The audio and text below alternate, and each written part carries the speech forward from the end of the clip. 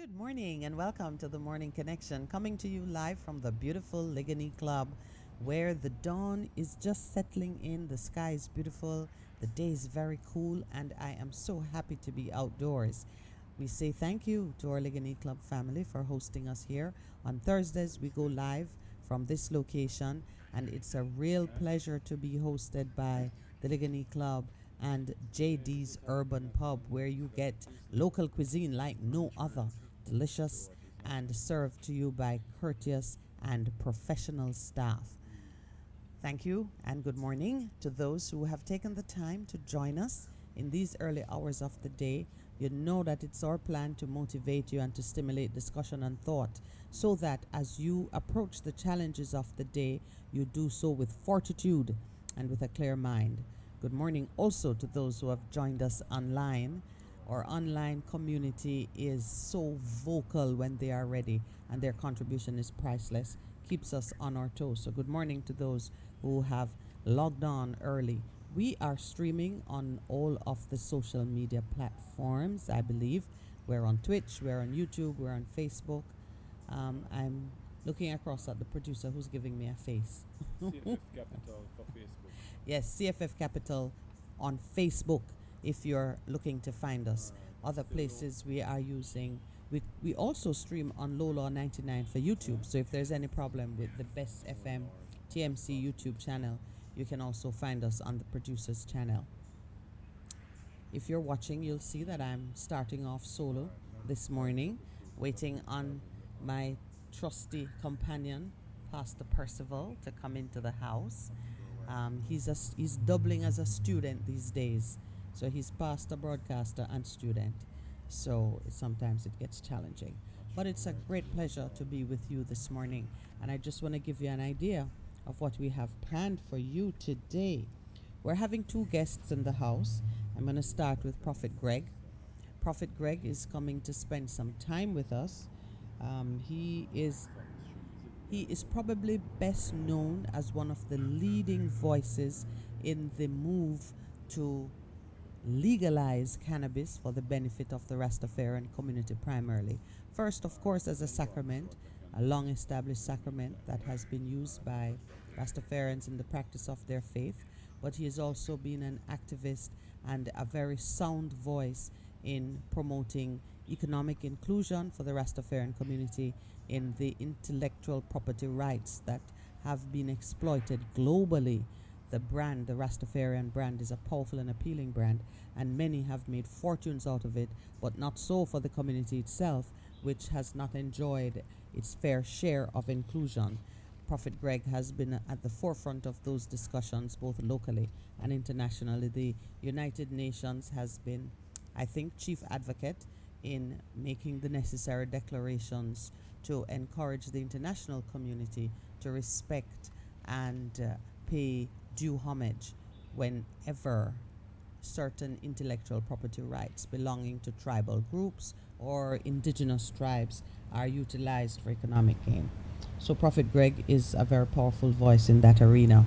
He's also been a member of various committees and government-backed institutions and efforts to look at amendments to the trademark legislation, various task force working on the issue of cannabis regulation and the administration of licenses and so on. We're very pleased to welcome Prophet Greg when he gets here. And then we're also going to dive into the very the significance of today, the 21st of April, because we are celebrating the anniversary of the visit of the emperor himself to Jamaica. I think he also went on to Trinidad, but I'm not going to steal Prophet Greg's thunder. When he is here, we will commemorate with him that very special event. I think it's 50 years ago. 50, 60? I'll get my math right when he is here. We're also going to be visited by Miss Maxine Stowe. She has been the chief voice for the community as we celebrate Rastafarian month with them this April. Maxine was the guest speaker at an event at the Island Village in Ocherius yesterday. I was privileged, the producer and I were privileged to be invited along with her. I had the opportunity to say a few words on the subject of freedom. I'll tell you about that later in the show. Maxine will do a recap of how the activities and events in Rastafarian Month have been going so far. And I have to shout out a few persons that I met yesterday who were kind enough to share their products and just explain to me what's going on as they seek to position themselves in the emerging cannabis industry. Gotta say hi to Miss Desiree of Purple Power Products, the most delicious beverage, a combination of sorrel and purple sea moss. I did not know that there was a purple sea moss. A powerful gingery kick to that beverage. It was both delicious and beautifully presented. One of the artisanal products coming out of the community, or local artisans and experts in the area. This is a must-have, and I think on an occasion to come, we'll probably have Miss Desiree as a guest. The packaging of her product, the presentation, the staff, and the taste were first rate. So good morning to you, Desiree. It was a pleasure meeting you. And then, oh my, I can't believe it, the man who made me cry on radio very early in my time on this program, I had the pleasure of speaking to Ras Aminra. And I met him yesterday. I would say we broke bread. We didn't actually break bread, but we shared some good time sitting at the table as we were just kind of checking out the scene at the Island Village, where a number of service providers and experts in the area of cannabis were present to participate in the celebrations of April 20th, 420. So I met Ras Aminra, and I'm saying good morning to him now. He told me that there are some reception problems in St. Anne. I hope we'll remember to address those on the technical side. But good morning to you, my brother. I hope you're hearing me. The product that you gave me as a sample, I think it gave me a very good night's rest. A sublingual oil-based product that I tell you, it seems to be a cure-all. Just about everything was on the bottle. It takes care of all kinds of ailments. I'm going to bring the bottle one morning. The producer issued an invitation to Ras Aminra in the hope that on an occasion to come, and he says when the weather breaks, he'll make some time for us to just go through what he has been doing. His business is Rasta New Traders Limited, Herbalists and Healers Group. It is one of the St. Anne Botanical Ganja Company. They make herbal drinks for all body sickness to include HIV and AIDS and detox, etc. Ras Aminra, it was a pleasure enjoying some tunes beside you and sharing time with you. We met some other people too, which we'll talk about later, but I don't want to give away all of the good news. As soon as Miss Maxine joins me, we will do a recap of 420. To the folks at Jacana, your presentation and your hospitality, first rate. Thank you to the beautiful young man who gave us a tour of the store. He was knowledgeable, he was professional, he was personable, and there is nothing negative to be said about the service which we received yesterday. So that's a little bit about 420, and you'll get a lot more about 420 when our guests are here. Welcome, Pastor Percival. I know your mic isn't ready yet, but everybody just heard you announce your arrival. He practically fell into the chair. All right. As we are kind of, gathering steam, we have 2 minutes to the first break of the morning. So I'm just going to share a little bit of what's on my mind. Of general interest, if you are watching what's been happening on the local scene, there is a need to pay close attention to two things. One, we've had some very heavy rainfall, which has resulted in loss of life. Now, the part that has caught my attention and which I'm bringing to yours, not just the tragedy of losing, of citizens losing their lives, but the comments that are being made in the aftermath. There was a young man speaking and saying he's not one to tell the government how to do their work, but he says there is the need for some kind of better drainage arrangements in the area, which has been vulnerable for a long time and in respect of which there have been many complaints. So two things I'm bringing to your mind. One is that citizens are always speaking their mind in one forum or another. If the government is listening, they will hear what these areas of vulnerability are, and they can apply the engineering and technical sense to do something about it. But we are not being listened to. And I'm speaking it now. Please, government leaders, whether you're at the community level, the parish level, or at the national, whether you're a cabinet member, MP, whatever, listen to the people. They are always speaking. And it is a shame that we don't have the kinds of arrangements that could allow citizens to sue the government in situations like that. 3 persons have lost their lives. Really, I mean, I think it can be presumed that the grandmother and the other lady who was in the car, there were 4 persons washed away in the car, and 2 were rescued. I think they're still searching for 2 bodies. Okay. Oh, good morning, Pastor Percival.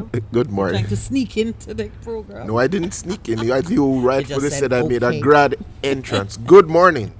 Good morning. But I remember weeks back we were talking about when there was a change in government between David and Solomon. No, between Solomon and Rehoboam.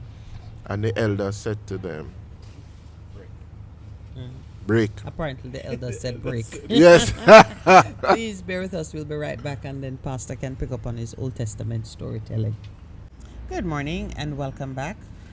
I was making a point just before we took the break that I'd like to conclude, and I know Pastor Percival has some wisdom on that point. Also, I was bringing to the attention of our leaders, be it the engineers, the technical folks, the political folks, the policy folks, whomever, just a reminder to listen to the voice of the people. 2 reasons. 1, those who live in these communities have actual experience and knowledge of the vulnerabilities, the areas that require attention, the areas which over the years have been problematic, and they typically know what they're saying. There was a citizen who said this area has been a problem for a long time. Whenever we have heavy rains, certain things happen, and it is a shame that lives have been lost because we were not responsive to the complaints and the cries of the citizens. So that's one. The second is climate change adaptations are necessary. Some of these things you absolutely can't prevent them, but you can take mitigating steps to reduce the severity of the damage or the fallout. There have been funds made available through various international agencies. We know we can't afford from our own meager tax dollars to cover all these things, but the countries of the world who carry the greater responsibility for the damage to the environment have ponied up in many areas, instances, places, and made funds available. I know that Jamaica has benefited from the funding opportunities that are out there to make climate change adaptations, especially in areas where poor people live. So, for example, when I see Mr. Daniel Lawrence, who carries the beautiful name that my son does, when I see Mr. Daniel Lawrence commiserating with the family whose house was devastated by a rock in Westmoreland, Kilmarnock, I think is the name of the place. A young Kilmarnock. Kilmarnock. It's a Scottish sounding name. When I hear him commiserating with the family and saying, how could they build a house in such a dangerous area with all these stones above them? Understand that that house has been there for a time. Also the boulders, and it was never a problem. But these days are different. Now you're getting rainfall of a magnitude and at unseasonal times that could pose a risk. And these are poor people. The only place she could find to get to build her house was this little spot of land given to her by family, because guess what? We have not put arrangements in place to address the housing needs of persons who are living at a certain level. We haven't. The NHT is busy doing everything else but that. And so when persons build houses based on what they have, I'm sure they wouldn't have wanted her to be squatting on one of the UDC lands where they had to use bulldozers and tear down the house and burn up the people's things. It is insensitive for anyone in a public position to say a thing like that about someone building a house in a dangerous area with all those rocks in the vicinity when the person is building on the land that they have.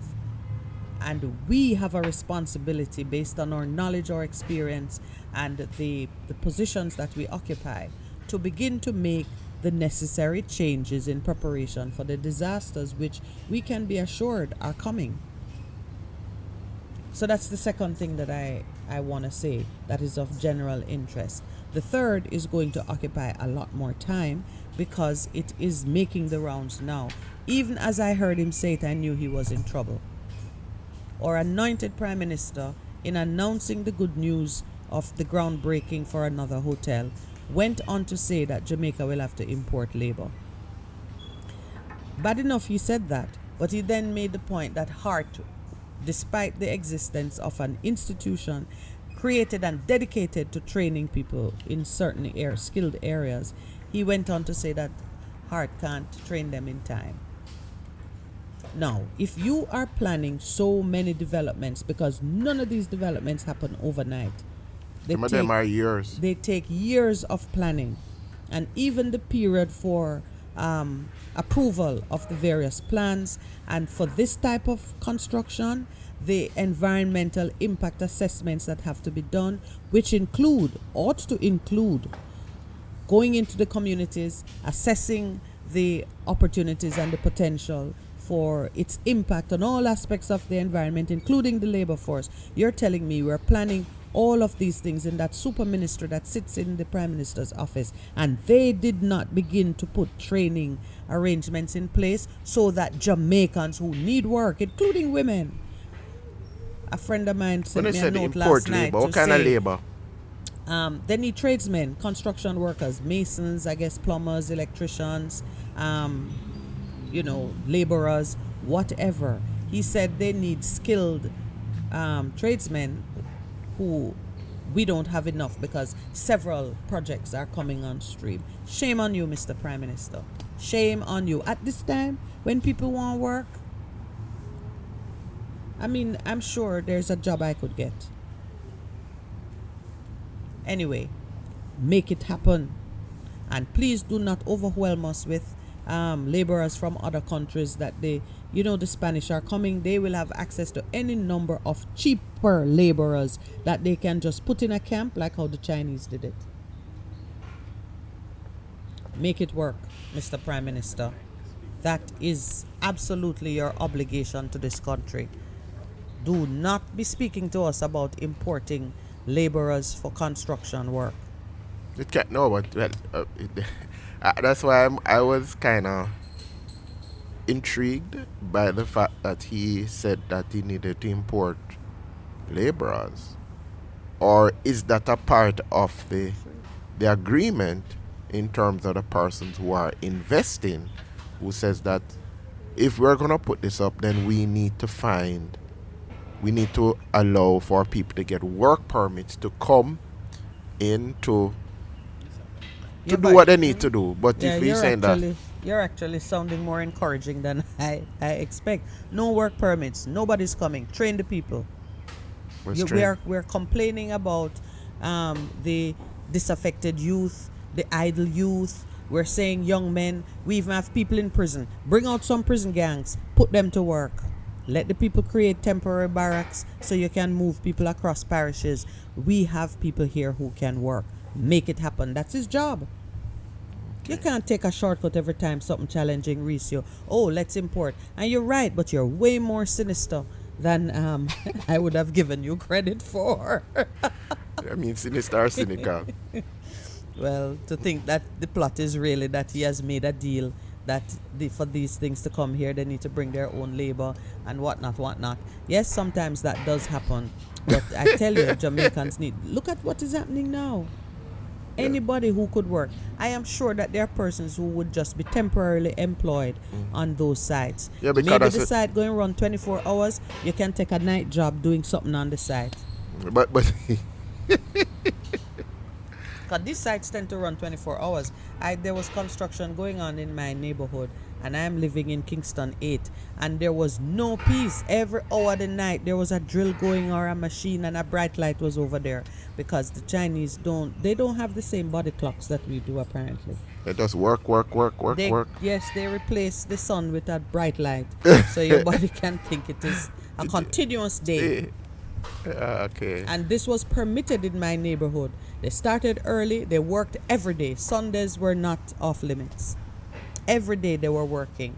So you can't be working the same set of bodies all of those hours. So you must be rotating shifts. No, Bring but people out to just do to it. think about it, which means that even before the thing happens, I gotta tell you this, Taki is online. He planned it. Morning, Taki. Taki said the PM is shameless. I did ask for shameless audacity, but really not from him. no man, if that is so, because I know. That is audacity. No, but I know of situations, and this is actually happening, where you have people who are tradesmen who are working, and you start to work, and you have a certain arrangement in terms of being paid. And then in the middle of what is happening here, say, oh, we stop paying you. You get paid through this person.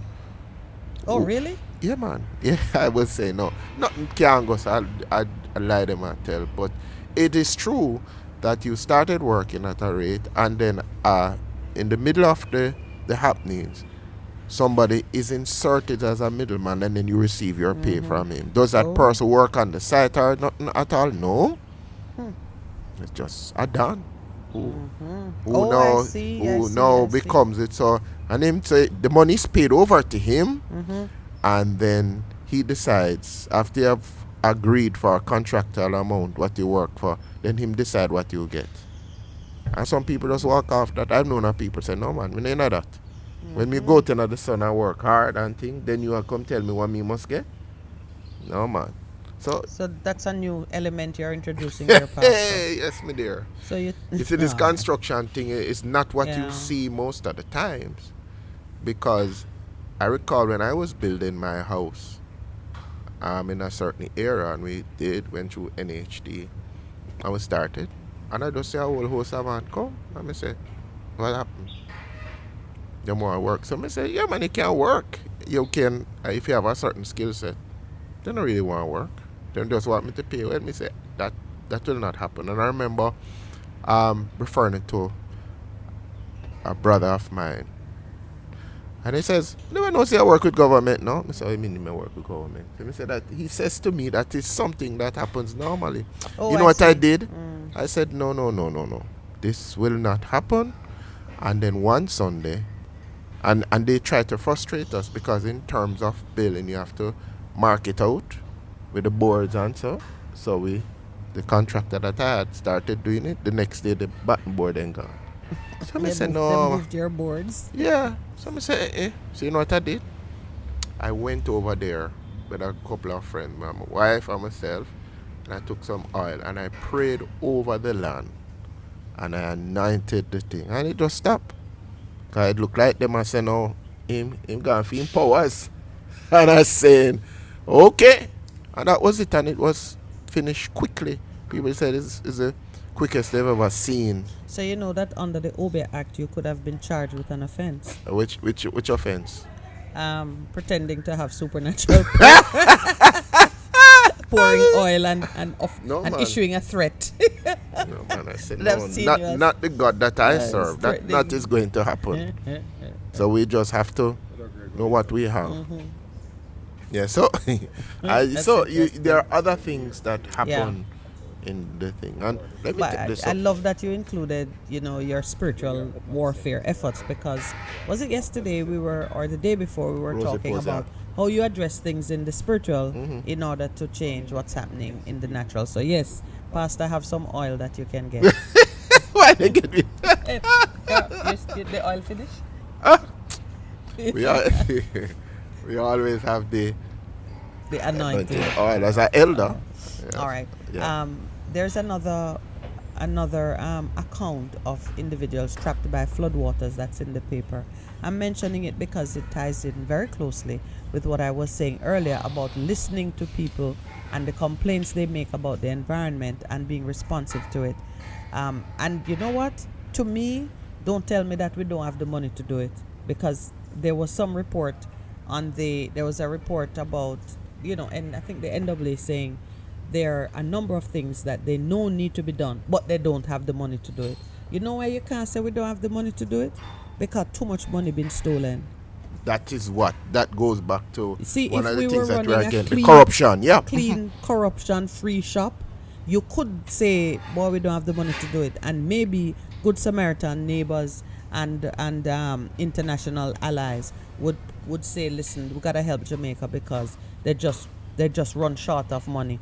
But too much money been stolen in this country for anyone to get up and say we don't have the money to do it. So there's a place called, this is an area called East Avenue in Linstead, St. Catherine. Torrential rains on Tuesday night triggered a flood of renewed complaints as a 36-foot deep pond, 36 feet, overflowed its banks and inundated roads, heaping misery on residents of East Avenue in Linstead, St. Catherine. Their frustration was evident when the Gleaner visited the area yesterday, as many homeowners said they had grown weary from the decades of cries for improved infrastructure. These are not just years, this is Decades. tens of years. 82-year-old Maylin Allen has seen the worst of the flooded streets over the many decades. She's 82, so that's at least 8 decades right there. So, recalling the floodwaters crashing into her home in 1979, she said that all her possessions were destroyed and she, her husband, and 2 children had to start over life on higher ground. She lives with her 84-year-old brother.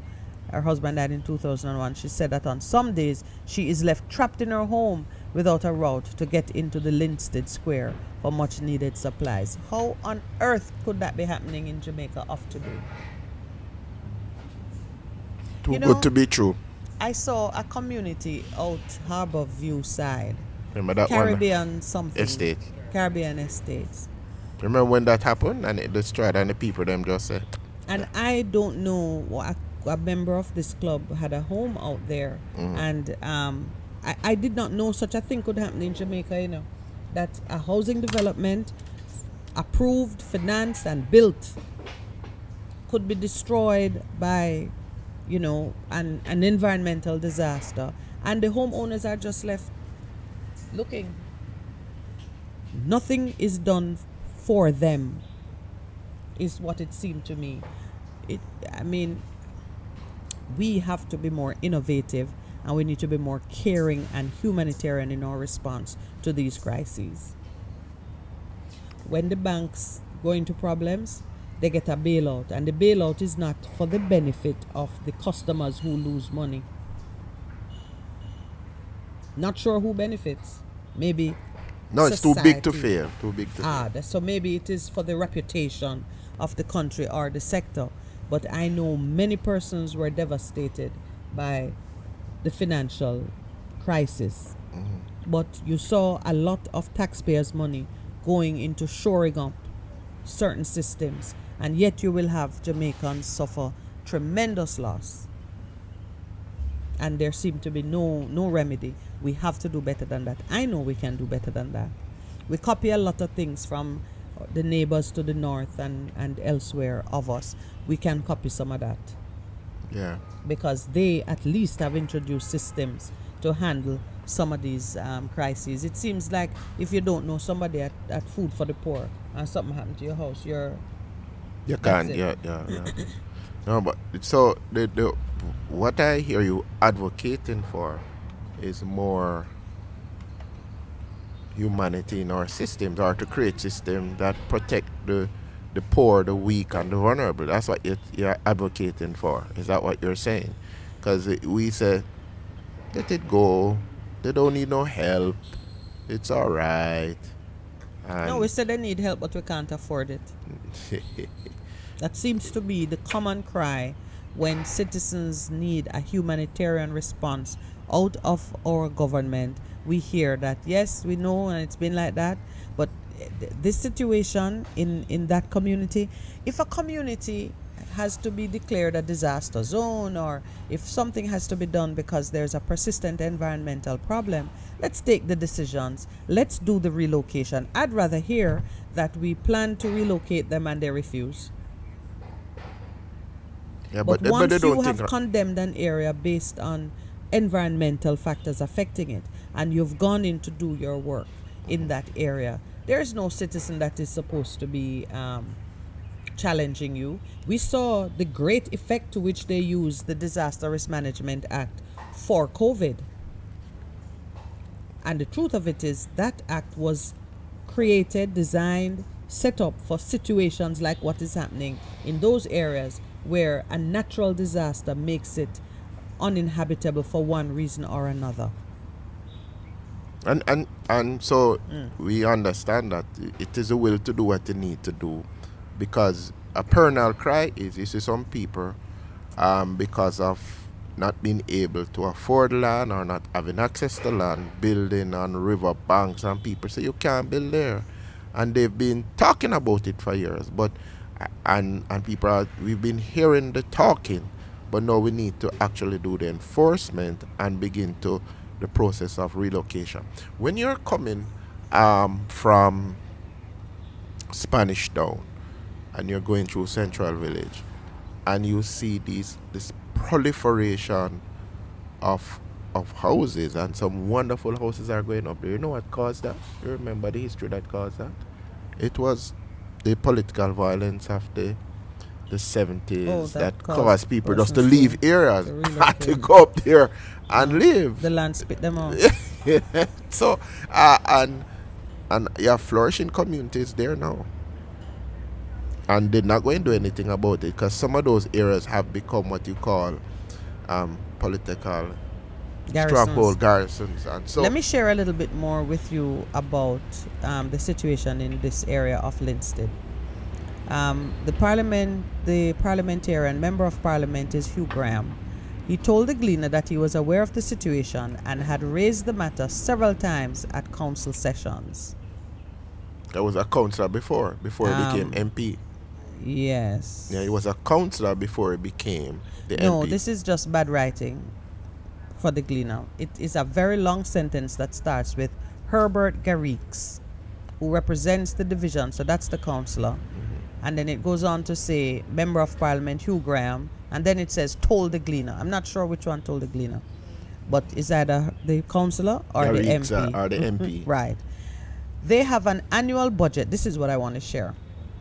They have an annual budget of $400,000 from the municipal corporation for drainage maintenance. He says it has been an impossible task to keep up with the 34 ponds, drains, and sinkholes located in his division alone. The sinkholes need to be cleaned at least twice per year. The last time one was cleaned was in 2018. He argued that the sinkholes, especially the one in question, must be cleaned at least twice a year to provide effective drainage during periods of heavy and prolonged rainfall.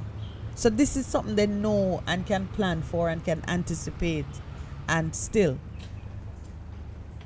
And that mention of 400,000. Are people paying property taxes? I would believe Why so. shouldn't the divisions have available to it all of the property taxes They don't that are get it. No, collected, no. so that they can look after the same land. The government taking money for property tax and won't maintain the infrastructure so that you can actually enjoy your property.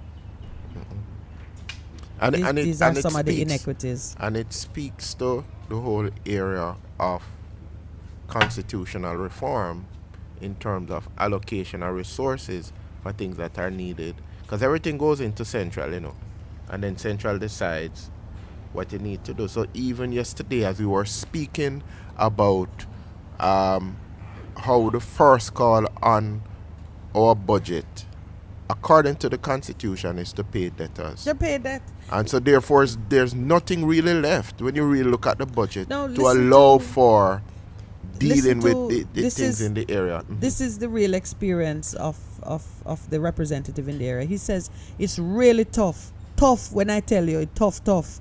He said it cannot be that each year you come here and you quarrel and at the same 400,000 gets allocated. Because So regardless of what is required, because the budget is regardless not of what is driven by happening the with people, people. it's not driven Yeah. by the people at the center of it. That's what Same it is. point yesterday you read from, we were talking about the budget. So and those are the acknowledging fact implications. that- That is why one more reason for real constitutional reform, in terms of it has to be people-centered and it has to focus on what is needed at the community level in order to allow for people to live lives.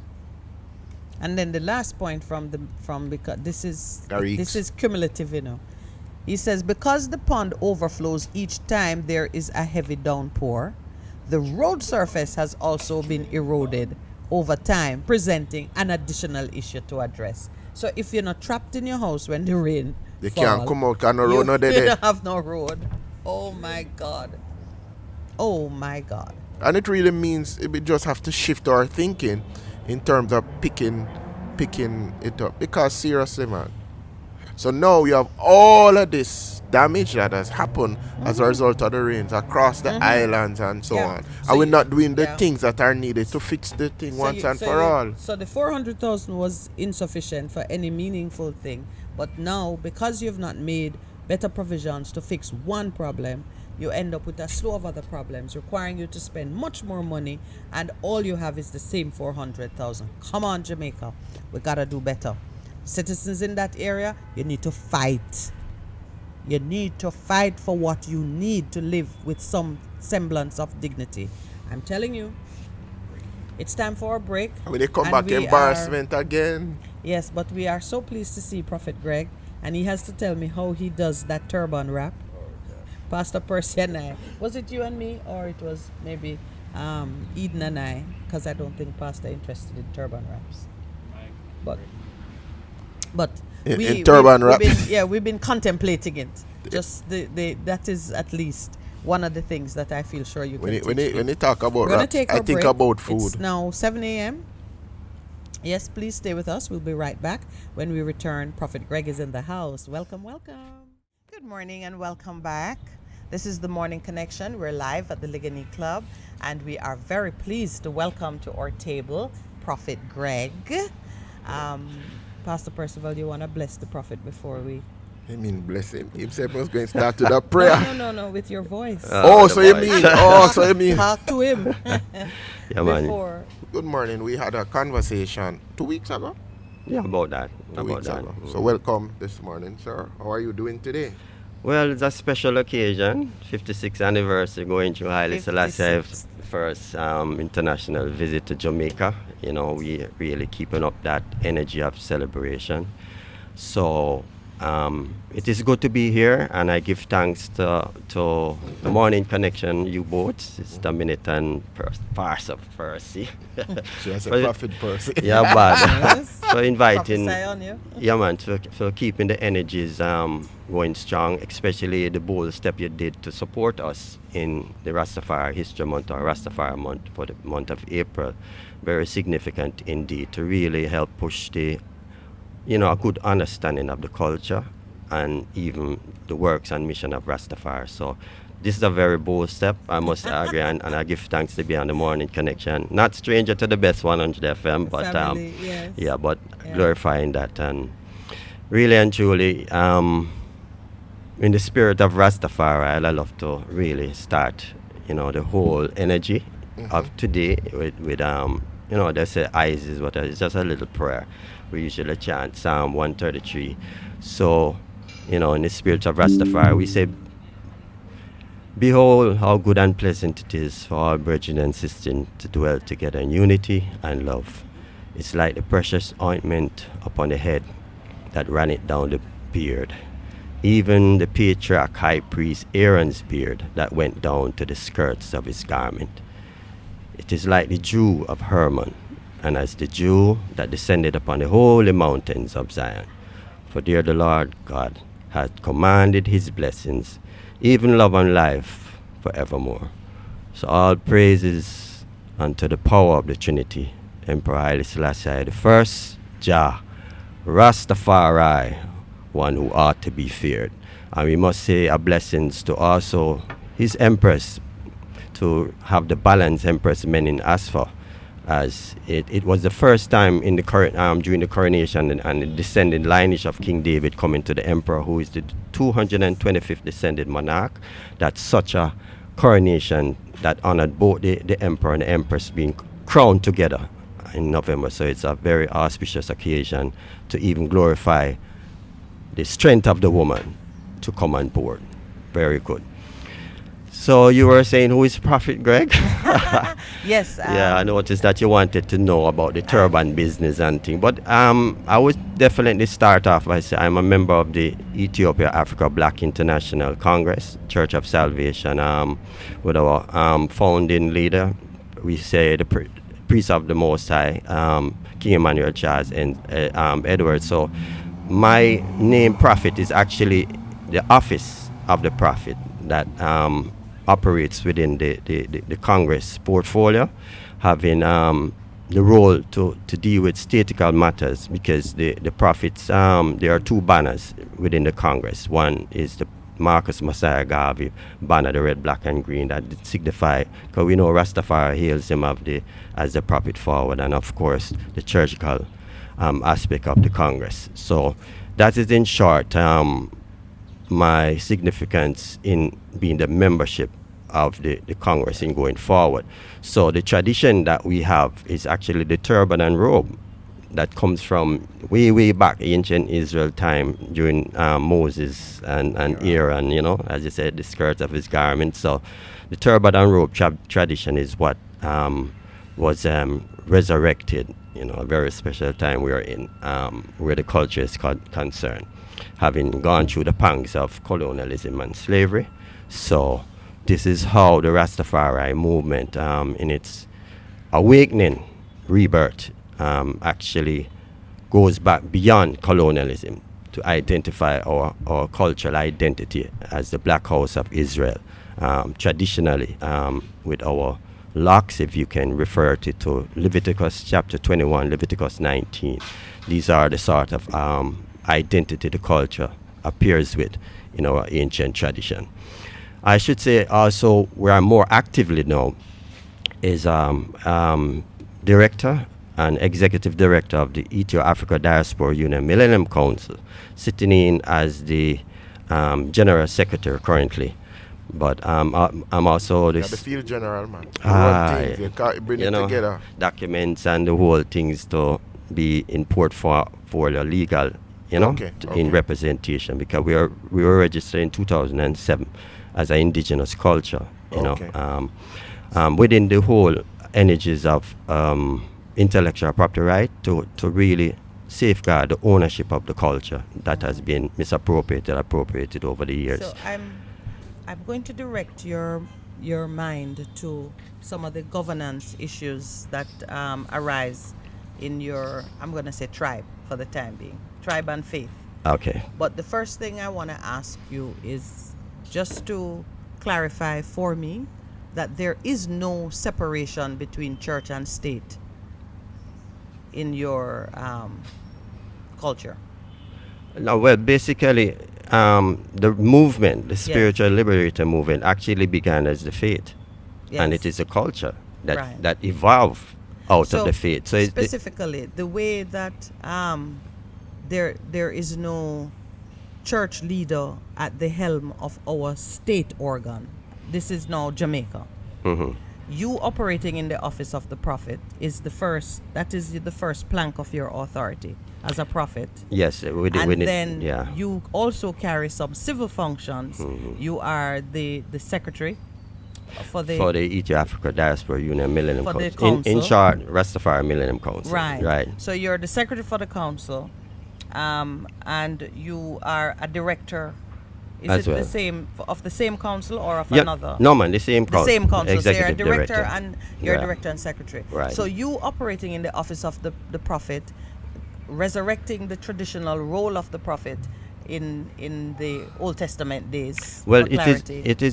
is the role of the Congress. There's a Ethiopia Africa Black International Congress. That is the portfolios of the prophets and the priests. So is that a political organization? No, man. or It is an or organization that religious? if you look at the credence of it, Yes. that we stand churchical, sabbatical, statical, in the sense of the redemption of the African race. So it is an incorporation of both church So and there's states. unity. So there is unity Absolutely. That's what I wanted to clarify. in action, Yes. actioning Yes. for the cause and the Right. mission of Rastafari. So the philosophy, the politics, and the spirituality are wrapped up. It's all wrapped It's up. all It's a wrapped up. holistic connection, and we will even look into it in some more depth as we study Yes. His Imperial Majesty the role, because obviously the whole energy surrounds the emperor, that the divinity as how it is manifesting.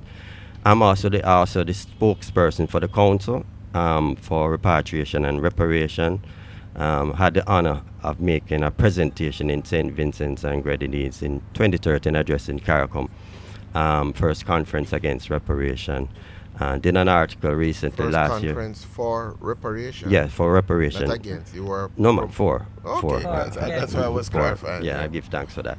But it's a statical finally coming together based on the Durban conference that was in South Africa, United Nations World Conference Against Racism, that took place in Durban, South Africa, 2001, and the 168 nations that signed on were mandated to carry out the continuity of the plan of action. So hence CARICOM formalized it under the leadership at that time, Prime Minister Ralph Gomzav of St. Vincent's of the Grenadines. So that was the first conference in 2013 that was collectively done by this, the CARICOM government. So we had the honor and privilege to make a presentation there. Yeah. And I should say, as I said, in support of the same movement, the Caribbean Reparation Center, we are affiliated and on board. We did a publication, I should say, last year on the same matter. And That's P.J. Patterson. no, man, it's to deal with the same reparation, but Right, it's at I the think CARICOM level. it's Professor Varian Shepherd and Hillary Beckles that's more in control of that Right. setting. So we did a publication last year in support of the same struggle for reparation as well. From the days of Leonard P. Howell, the Rastafarians have understood and fought for priority being given to this issue of reparations. And you have also, in forming your church, combined the functions of state and church for governance of your people. Yes, the fundamental human rights for self-determination. Absolutely, which is across the board for everyone. Pastor Percival, because I now have two churchmen, You have what two do you churchmen. think about this union of state and church? Is that something that we should even be desiring on the larger stage? Church and state. Well, in God's mind, there's no separation, really. Because everything, as you people often hear me say, begins in the spirit, then it has a manifestation in the world. So people ask, what is your worldview? I'm saying, my worldview is Christian. And in God, there's no division. No division of the two. There's Yes. no division of In the fact, two. that would be the clearest demonstration of integrity. There's no division. So we are now a kingdom of kings and priests. According to Exactly. Peter. Even Moses started it in Exodus 19. Right. So that's where it really Tradition. begins. Yeah. And so from your point of view, and or some people say, no, man, church must be there. Stay over there, so. And, the And things or that at the home. yeah, Some but- people say it's private and personal, yeah, and but, it should be. But your philosophy and your worldview comes out of your spirituality. Yes. And if you believe that there is a God, then it must manifest in how you live your life. Exactly. And so you can't continue to separate it.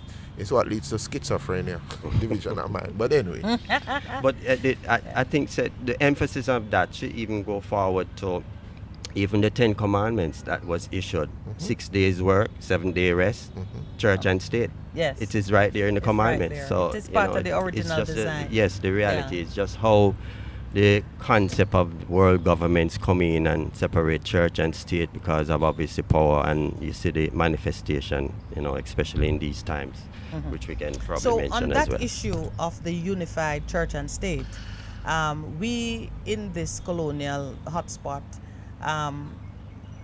have a head of state who is, member of the Royal House of Windsor Yes. monarchy in Britain. For the Rastafarian, not so. Your Certainly allegiance, not. and I say your, really meaning ours, because we are one. But you have chosen to fight for and to align yourself in a certain way, spiritually and politically. And you've been advocating that Jamaica, all Africans, all persons of African descent in Jamaica should, now that we are no longer enslaved by the Queen, we should seek to have a particular alignment. I want to move from what we've been talking about, unified church and state, into what is the state and church that you see black people of Jamaica? Where should we be pointing our attention now that the Queen of England is losing her dominance and her position? All right, that's a very good question, because in our presentation, the significance of the visits of the emperor also wraps itself around that reality, because we want to study the historic, the prophetical, and even what it means constitutionally, the visits of the emperor, because let us just reflect on that special occasion in 1966 in April. This is the actually day, but the month before 1966, the Queen visit Jamaica, and it is like it's an insignificant situation, because all what is going about, even the whole Rastafarian month issue, was based on the visits of His Imperial Majesty, that we had to be defensive and be reactive to what was being. So why I'm saying it is wrapped around, when the Queen visited 1966, she stayed in her yacht. So the only one who incorporate the people was the emperor the next month, who stayed at King's House And who stood on the land. and stood on the land, visited his people clearly. But if we can touch on it a little later, but the significance of the parliamentary speech that he made in delivering that note, he reclaimed the people of Jamaica to say, no, we are of African blood. We are unified under blood, that descendancy. So the whole monarchy of Commonwealth gone through the door with that. It is no royal wealth, your indigenous right, your indigenous culture. You link into your whole birthright, because you have now an ancient emperor from the days of King David, even prior to that, because Ethiopia was never conquered, and it is the first kingdom according to history, recorded history, reclaiming his people and not subjects to colonialism, as how the Queen showed herself the month before, stayed away, stretching, So there's a significant difference in the attitude towards the humane attitude of a person, because it's the first time within the history of the emperors, the kings of the emperors of Ethiopia, even when he was appointed crown prince and regent to the throne, he made the initiative to leave, because that was a no-no, for Ethiopia. They always protect the heir apparents, so they safeguard them from even going out, because of the same target of quote-unquote colonialism and thing, because you talk exactly. Herod is always looking to destroy. So he preserved that, but at the same time he used his authority to reclaim, as we said, the rebirth, the whole rebirth, because Rastafari, the whole rebirth, because he spoke that at the inauguration. So the Constitution, as how you mentioned, it is very significant that if we are going to move away, we have to embrace that who we truly are, and write that into So, the Constitution in that linking. I rarely try to summarize what a guest says, but I would hate for the significance of what you're saying to be missed. You started off by placing yourself in the, and I want to welcome Maxine Stowe to the table. One, she's looking real rootsy. Usually she looks regal. Look like, no, man. She look rootsy this She look morning. like Joseph with the multicolored coats this morning, right, Max? Same way. So, in a way, my recap is also so our guests or additional guests can come right up to the where we are. You started by placing yourself in the office of the prophet, reminding us of our own Old Testament rules and tradition, the roots of and you have emphasized the unity of state and church. Happily so, with pastor's own comment that is the design. In the Father's eyes, there is no separation. Man is one in spirit and in his corporeal self.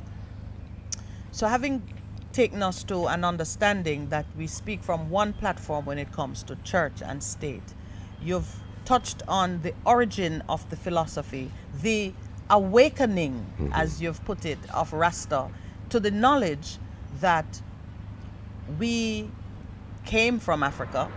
We are tied to a dynasty, the Black House of Israel, you've called it. And most significantly, at the time when the Queen cut us loose, she visited in March 4 years later. She stayed on her yacht somewhere off the coast of Montego Bay, if I recall it. Yes, exactly. But the emperor came here, and he came here despite tradition and odds. And the message he brought to the Africans now released from slavery is that you have an identity. He reclaimed us, so to speak. So someone like me who sat at this very table and said, I was kidnapped and brought here, who looked for me? You're saying my father came and said, there is a place for you in my house. And you want to know the icing on the cake? Yes, give me the icing on the He cake. offered Jamaica to become a member state of the Organization of the Africa Unity. And would have been a founding member. Political connection. Yes. So you now wouldn't want more that reconnection than that offering. That is true. That is solid information. So even when the Rwandan Prime Minister, President says deepen ties with Africa, that is not a new offer you would be saying. No. That was on the table. It's already there from 1966. So do we have the boldness to claim it now that we're looking at taking the Queen out of the Constitution? It is the people's power to do it. That is where it comes down. I mean, we have been lived and fed with this autocratic approach by politicians over the years. And the Emancipation Act that's supposed to free us, it is still woefully short of that reality. So if the people don't stand up and reclaim their identity, what their whole culture, birthright. The birthright. Then So who else must do it? We have the chance to recapture it. Can we be because reconnected? it's a new. I mean, as I said before, that opportunity came to Jamaica after the dismantling of the League of Nations, the whole rising of the United Nations that recognized African states' independence, and the pulling down of this colonial system. Hence the reason why in 1956 there was this move for a Federation Act towards self-determination, who you have to become, and that led to the whole West Indies Federation of 1958, which we protested against because it still wasn't looking towards total emancipation. So that whole energy should have captivated itself from that period coming forward at the re-establishing of nations as independent from colonialism. Because when you crush the League of Nations, you literally crush the Berlin Conference. Because that was the covenant of the League of Nations. So it was an opportunity for reset, which we missed. And we don't want to miss it again. We're going to take our break now. Please stay with us. We've traveled a distance, but we still have some territory to cover, and I would love for you to be here when we do that. Our guest is Prophet Greg. Sister Maxine is now here also, and Pastor Percival and I are just opening up some new channels of understanding as Best FM supports the Rastafarians in celebration of their month. We'll be right back. Welcome back. We are very pleased to have two family members in the house. Prophet Greg, Sister Maxine are both here. So the church is very well represented because we also have Pastor Percival. We are moving now into, I think, some deeper waters. Prophet Greg wants to start a conversation around the significance of April. It would seem to me that there is a potential clash, if you could call it that, between the choice of February as Black History Month and the necessity for April to be recognized as having special significance to Jamaicans in particular, Rastafarians specifically. Is that where you want to point our attention now? I would say in using the terms that you have... the clash? No, man, not the clash. You discourse when you're talking about the new wine in new wine skin and we old have a listener, wine. Percival. Yeah, man, ardent new listener. wine, old skins. But Yes. we have to look also at the bad wine, because there's a significance. His Imperial Majesty speak of bad wine in the manner of how colonialism and slavery, the education, the experience, and the environment of it that has ill prepared us. So we look at that at the bad wine. And if you look going back into history, on the cross, we just come out of that era of the Passover. Them call it the Easter. We the ancient word is really the Passover. Yeah. They give the bad wine to Christ, vinegar, for him to drink. So that is the bad wine and the attitude that we want to rid also. That's in the midst of us. We need a detox. Yes, from this colonialism and slavery. But the Rastafari History Month, how we initiated it began with an article, and I just want to quote something significant. The person is Gillian. She was the Wilkinson Daniel. She said, "We are very long and very. We have a Jamaican. Is this an yeah, article man. published? Right. It's Okay. it was to deal with. She was a, I don't know if she still is, the senior director in the entertainment division in the Ministry of Tourism and Entertainment, and this is from 2015, right? So I don't know if she's still there, but in championing for Kingston to become a creative city, this is basically what she had stated. We have a very long and very storied history in terms of entertainment, and so we are hopeful and we are confident, quite frankly, because we made a very strong application and we are looking forward to being designated. She noted that the team will be highlighted Jamaica's contribution over 6 genres of music to the industry. She added that the next year being the 50th anniversary of Rocksteady and of His Imperial Majesty Haile Selassie visit to the country, this will also form part of the discussion. So in injecting at that time, because it became recognized by UNESCO, Kingston is indeed given the creative city status. But I'm saying the creative energy, where you identify the visit of His Imperial Majesty as a part of your significant application, event, you're yes. identifying the creative energy of that particular community that of honors the visit of the Emperor. So as the council registered to protect intellectual property right of Rastafari Afrocentric Group, it was our duty to address this matter. And in so addressing, we say, if that is the case, and you look at it, what Rastafari was doing with the American Black History Month initiative, we took up that space in the month of April to highlight significance, what the culture is, and African, Pan-African, etc. But notice what she said, the storyline. Now, within the Rastafari history, there's hardly a storyline in the month of April that significantly impact the history and the culture of the Rastafari. You mean in the month of February? In the month of February. Yes, yeah. But we gravitate towards it because it was an opportunity to express what black people, because even the Black Lives Matters now, coming out of that whole targeting of African descendant by the same stench of State colonialism and institutions. state is still a matter of concern. So, in That's why it came moving, up with in April. moving, exactly, in moving the reality of what the state did in recognizing the visit, we proactively reacted then to that. And came up with the And month came of up to- April because that's when his the imperial visit of his imperial. But okay. even significantly, if you check the month of April, it is the ecclesiastical month of the Hebrew calendar. In terms Abib. of Passover. Abib Passover, three significant. So the energy flows. out of it. And let me just demonstrate it. If I were to ask you, Sister Minute, and even Brother Percy, Pastor Percy, what is your take on Rastafari culture? What the significance of? I mean, just give me an example. I'm just going to show you, and I want you, Brother Pastor, to just make a statement. What is it that impacts on I you? let Pastor go first because his brother was a Rastafarian. And you just have to pick something. But I have a clear... Music. I have The a music. clear- All right. The music and their practices, what it means in terms of culture and spirituality. All right.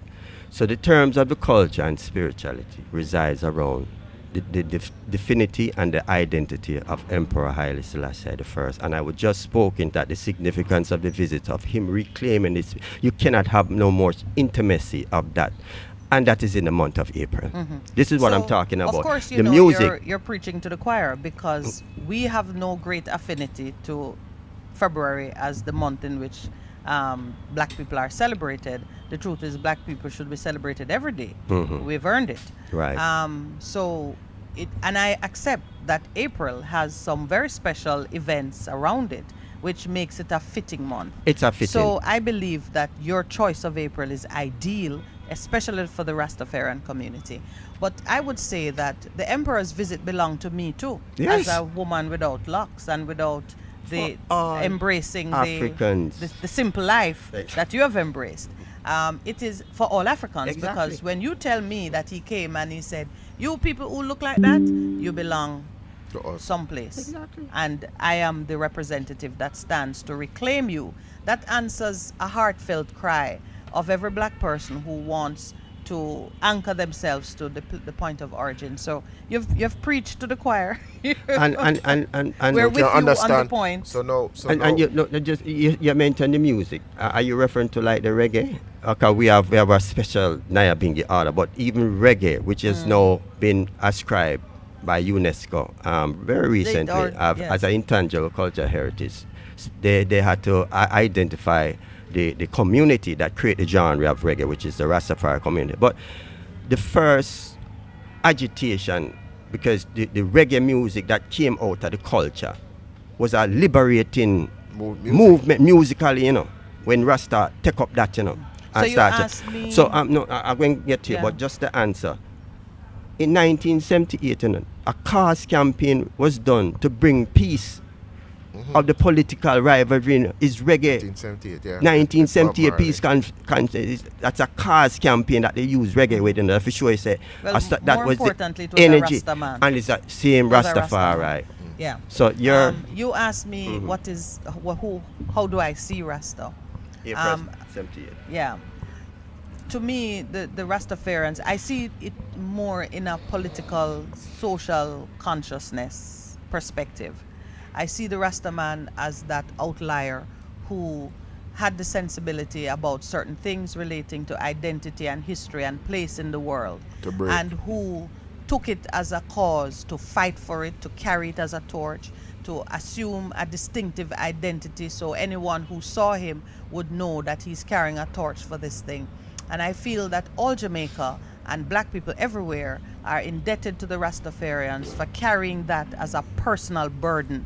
And you have chosen to carry it in a way that held you separate from the things of the world that distract and confuse. So you have chosen a simple life in how you eat, in how you dress, in your philosophy. It's a little old-fashioned in some ways for me, but still I respect it. Ancient tradition, please, not old fashioned. See, as you Ancient were. tradition, You know that please. Ancient is even older than old-fashioned. Yes. So we have a So for me, Ancient. I could do with a little more. I'm more of a free thinker in that way, in terms of moving with the times with some things. But that is how I see. You know, I just said that. That's how I see Can you be Rasta. a Rasta without locks, boss? as It I started that way. and it continues that way because it's a vow. I just put it plain as if you want to know what that Covenant, man. We talk covenant here all the time. in Psalm 76, if you go into that psalm, you will see the fullness of that when you reach the verse 11. Vow and pay unto the Lord Yes. thy God. What you, yes. So So- our so- vow, the sacrament, the sacrifice that we make is from ancient tradition. Because you we see- speak about a Nazarite vow. Yes, we speak yes, about a yeah. separation movement of the black house of Israel, how we should adorn our locks as something sacred and righteous. So it's something of an ancient tradition. As I said, the turban and robe. So I see it as a sacrifice you have made for the benefit of all black people And- everywhere. exactly. And So that, that's how I that see it. political thing you're talking about, we're Yes. talking about the 4th of April 1961, the first mission to Africa. There you go. To deal with this thing of emancipation that was never handed us from And would you say that is 1834 what that was culminated now? That effort culminated in the visit of the emperor. without any doubt. Yeah. So Any doubt. Maxine, you were so saying I something? tip my hat to you, sir, Let's say. because Maxine you was did saying- it for us. Oh, you were saying something, Max? Yeah. No, I was Let's ask that question. I was looking at the not just duality, because it's not two things, but the many layers that coincide in relation to February. Because what happened is that Jamaican music, as was stated, created many genres. However, it's a genre of the Rastafari culture of reggae that all Jamaican music, they don't say Jamaican music anymore, they say reggae.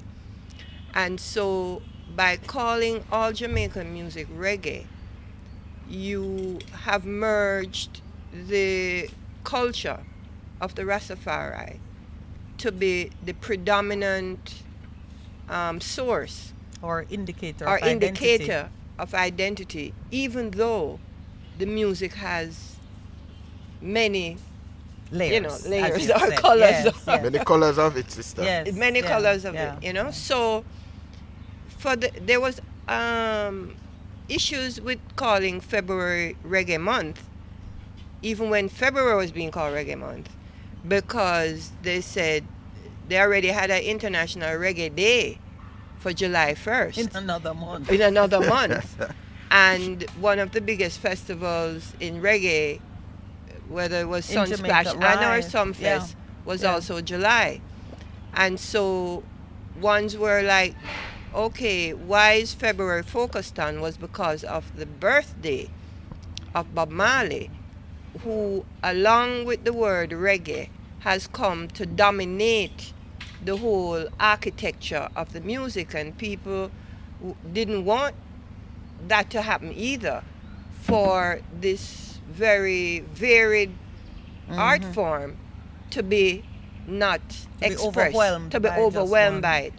On the other side, the Rastafari community and culture is also being overwhelmed by the taking of reggae to be called everything.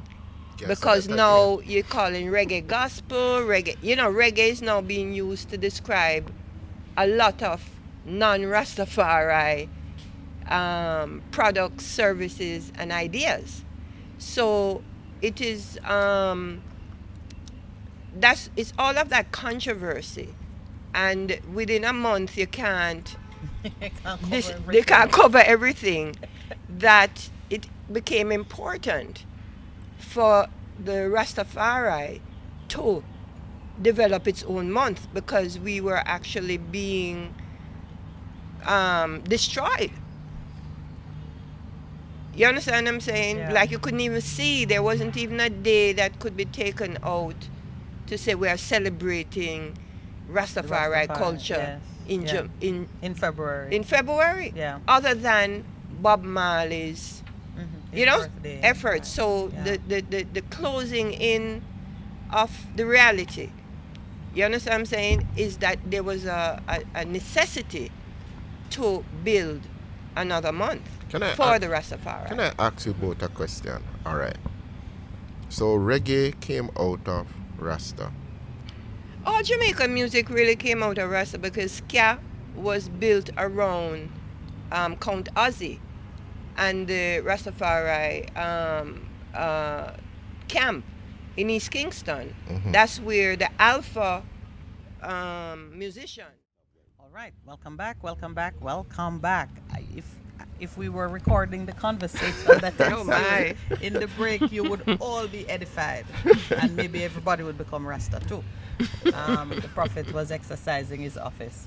I think he has an appointment with Pastor Percival for them to walk scripture together, right, Pastor Percy? That is so. Yes. Yeah, man. We're looking forward to that, definitely. The little bit of time we have here this morning can't cover all ground. Not going to cover.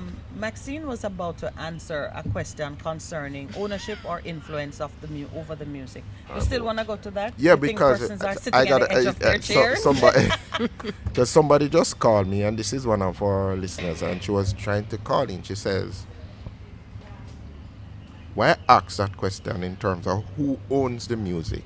Her point was that reggae music was being played before you saw the emergence of Rastamen promoting it. Because she said she calls it reggae music was there before. Now you pointed to Count Basie in the East and the Count Ozzy.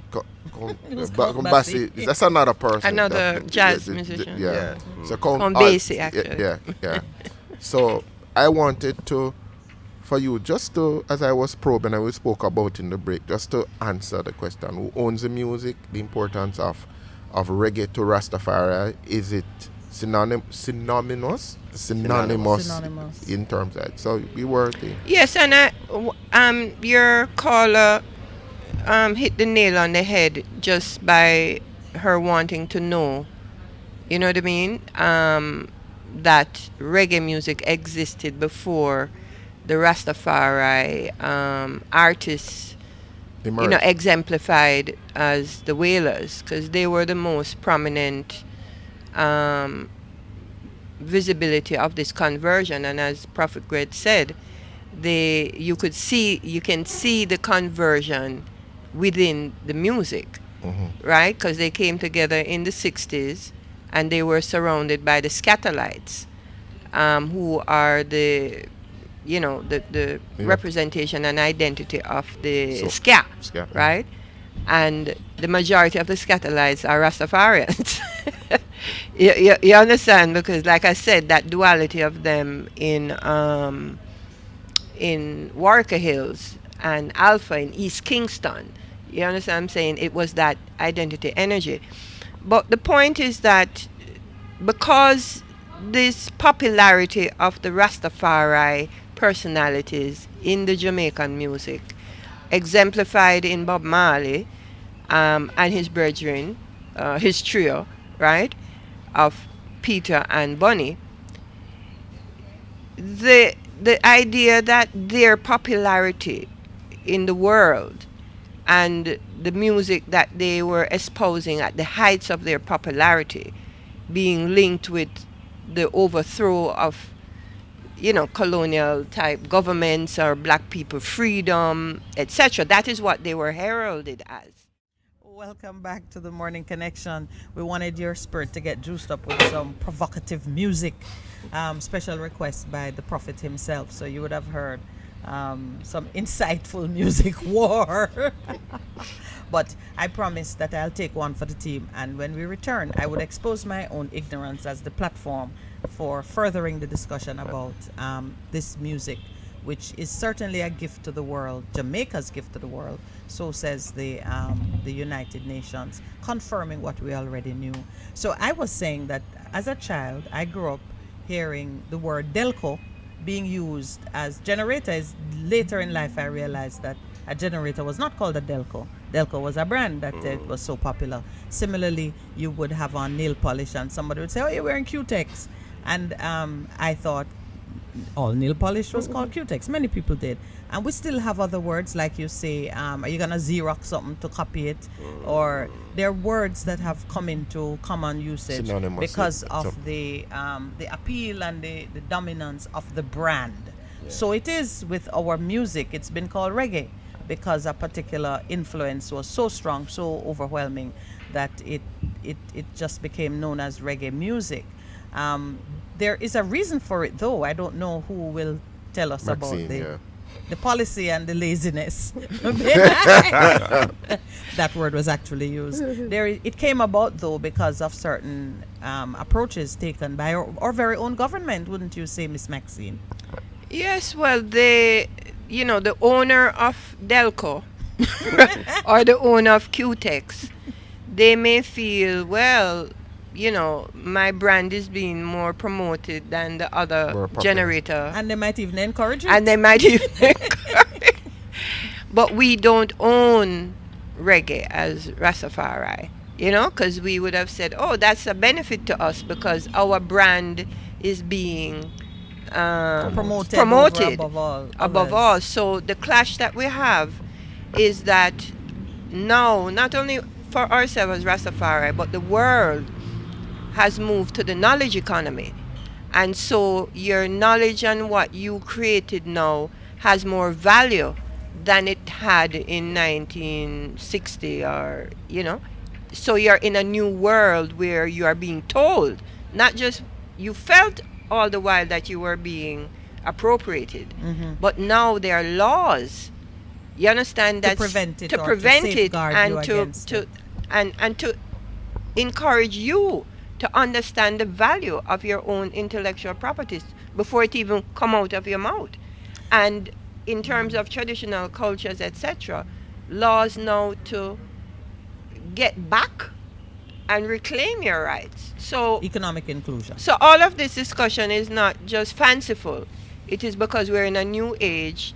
And as I said yesterday, the Prime Minister, in talking about the economic development of the country, in his speech with the Rwandan Paul Kagame, directly said that the cultural and musical output of the country is a major economic activity that they haven't figured out how to monetize. I could practically right? recite So that is the same discussion that we're having here now.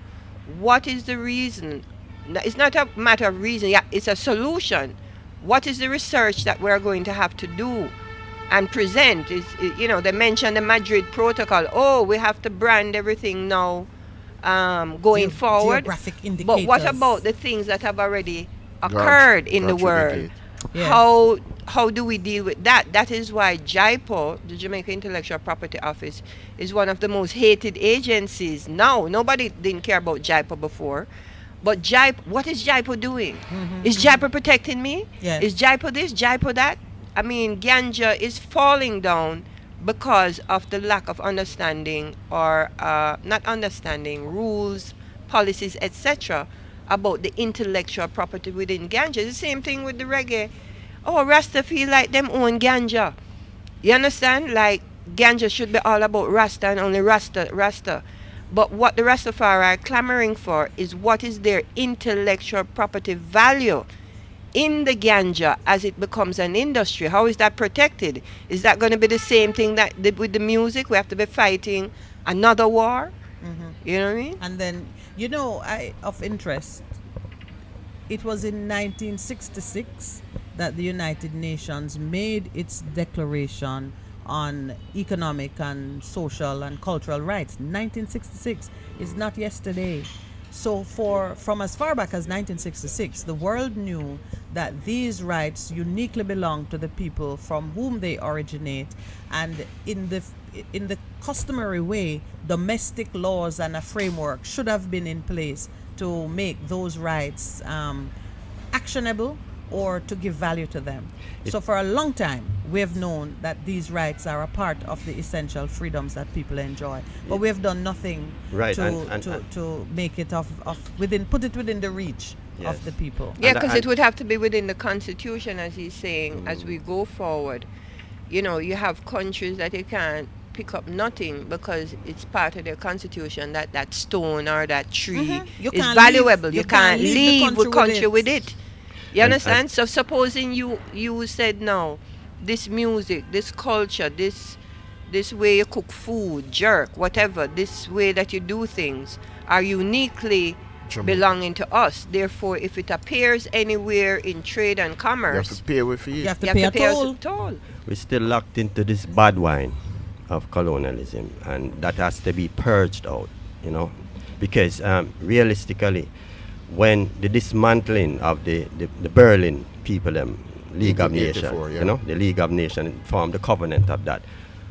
It is the human rights that came forth in 1948, and literally Article 27 speaks that you own what you create. Your economics surrounding scientific and cultural development. That is where WIPO became, you know, developed out of the ownership of these rights, your But fundamental not- human but rights. really not for the benefit of the colonial subjects. No, that is what I'm saying, because Because- the dismantling of the colonial subject is the evidence of the removal of the League of Nations, because here now the United Nations recognize the independence of those former colonies now become separated. Only the problem is the bad wine linger when you keep on I these. mean, we're still drunk from bad wine. Yeah, because the So we don't constitutional even monarch is realize- still the queen. Yeah. And if you don't take up your indigenous rights, that puts your identity before colonialism, because that's what you're doing. You're moving You're yourself resetting, going back yeah, to the from factory setting. conditions that, you know, ill prepare you. So the reset button, as always Imperial Majesty, if you look at the speech that he did at the inauguration of the OA, he speaks about it in the language of a rebirth, and spiritually you look at that as a baptism. Let me a ask you a reborn. question, Prophet Greg, on this issue, because I think many persons are attracted to the idea of increased and strengthened ties with Africa. I certainly am. But in my own way of thinking, I am not now going to be subject to another master in another country. In my way of thinking, I want the relationship, but I don't want it to be by force of law or by virtue of a constitutional mandate where Victoria or Elizabeth goes, where Elizabeth goes and an emperor from a country that I don't know, whose language I don't speak, is put there. What do you think it should mean as a practical matter if we were to take out Elizabeth and put in the emperor? What would it mean practically? Yeah, on man. The ground? significance of it is reflected in 1966 speech that he did to the parliament, because in that speech, in reclaiming all African descendants as bloodline, he offered Jamaica to be a part of the OAU. So there was economic, not only a political adjournment, but the economics that comes with it. No, that part I understand, but because that's I can claim that by consent and by just, contractual relationships. But would I, for example, be saying, God save the emperor? We used to say, God save the queen. Would we be saying, God save the emperor? Would we need to configure state arrangements and commitments around what the emperor says? Would he be sending us a Christmas speech? No. As a practical matter, are we now aligning ourselves politically and philosophically with a new master? All right. That's my question. No, all right. I'm just relating it. Just like how the Queen of England was a figurative head, you want to project the freedom, the emancipation, your identity as African majority people with that of the emperor in his visit. That is written in the parliament based on his speech. So you're using that as a symbolic aspect of I'm your with you. freedom. But what comes with it is the proposal of you integrating now. your You can now birthright. enjoy your Because birthright. look at it, economically speaking. If you're now trading and you're talking about Jamaicans and the diaspora in trading and how you can extend yourself with remittance, how greater that is now when you link back to your ancestry. If your descendants you're linking in, And as truthfully, But it will widen it would widen But it. it's very interesting, the visit of the Rwandan leader. Yes. It's in April, right? Yes, it's a Yes. couple days Right, ago, a couple so- days And ago, we create right. a forum for Africans. Because as much as the he has his own foibles in relation to the Commonwealth and his relationship to Britain and something he did the other day, which I don't fully understand. Yes, that But arrangement. that arrangement to take refugees and stuff. And but process them for putting that aside, when what he spoke about, he came directly to lay the wreath at the feet of Marcus Garvey. He came directly there, right? And then his speech was about getting rid of the middleman, which is Europe, and having Africa and the Caribbean have direct relations. That was his headline. You understand? So outside of the noise related to the Commonwealth and Jamaica's, in fact, in looking at the visit, Jamaica's interest in his visit was different from his interest in his visit. He had a message that was clearly about Africa, Caribbean connections, trade and the people to same people. the same message that His Imperial Majesty came here with. 1966. Yes, and the same Yeah, message of Rasta, and the yeah, same message of the morning connection. Because we've been saying it. You understand? So ad even nauseam. as he was speaking a while ago, I said, but wait a minute. We had an African leader here last week. And what was the headline wasn't, even though this other noise was there, him himself, if you watch the man, and what he physically did, and what he physically said and spoke to the people, it was about Africans connecting family. directly. Family. You understand? Family. And not going through The Europe middleman. and the middleman, which he A middleman identified. who should not be trusted. Doesn't have a Exactly. relationship of You know, trust. it was Is very there any interesting. significance in the fact that when Haile Selassie visited us in 1966, it was a Thursday, it was the 21st? And it was what? Thursday A the 20th? Thursday on the 21st of April. 19. Pastor, you're gone deep. Today's Thursday and today's the 21st. 21st. Prophet Greg, you give us that one. It's filled Wow. with spiritual meaning. I think it's just a matter of, because we burn coincidence, It's a real spiritual reconnection. Yeah. That the language of embracing your identity is now being more and more interrogated. As I said before, the morning connection, I give thanks that you took this bold initiative. And I didn't know it was bold. very. I'm telling you, because if you ever go into the history, if I start read some things out of what came out of the British Secretary revealing the secrets that what they have against Rastafari, you will see why I'm saying these things. It is not a simple. It may seem courageous in your spirit because that's how you're moving, but the reality behind it, as we were talking about the proposal for the industry for reggae, if you understand me, and we see it clearly in the ganja.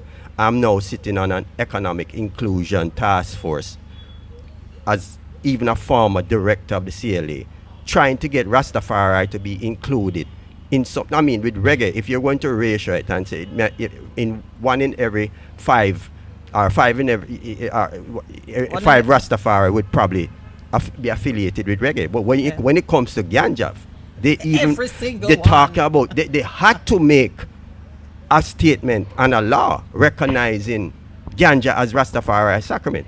But are the priests recognized with the law? That is the problem. But it's Or a part interesting of you it. bring up that, because I went and I Googled what was happening with the ganja in 1930 around the coronation event and that whole sparking of the community to see what was the relationship of the Leonard Howell and those early Rastafari with the ganja.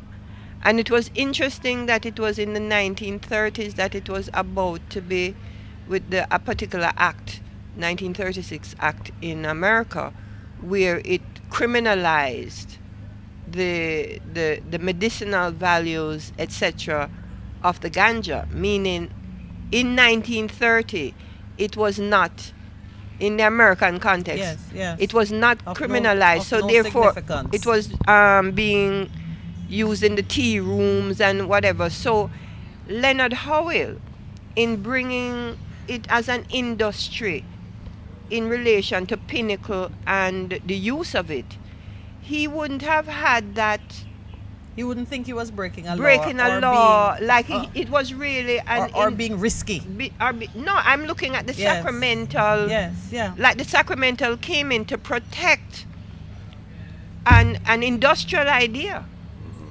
You understand what I'm saying? Our idea that this is has economic activity, has medicinal activity, all of these things, you know. So I said that's interesting. That even as we're looking at it as sacrament, and that's something that came to us as we were doing this, that we as Rastafari would have to be dealing with both the industrial and the sacramental, because it didn't start with sacramental. There was a freedom, as you spoke yesterday, in our involvement with it as a community. Sacrament came as a way to protect the industrial. That's an interesting argument. You understand what I'm saying? Because Yes. sacrament has been there from the plant exists. It exists as a psychoactive agent to do the same separation of. mind. No, it's the same separation of church and state that I'm reading, the duality. That you have a material and then you have something that take you into the spiritual, back into the material. Some people want you to be in the material All because the they want time. the labor. You understand? They don't want you to To be unavailable. unavailable. Not here for work. I'm meditating. I'm in a trance.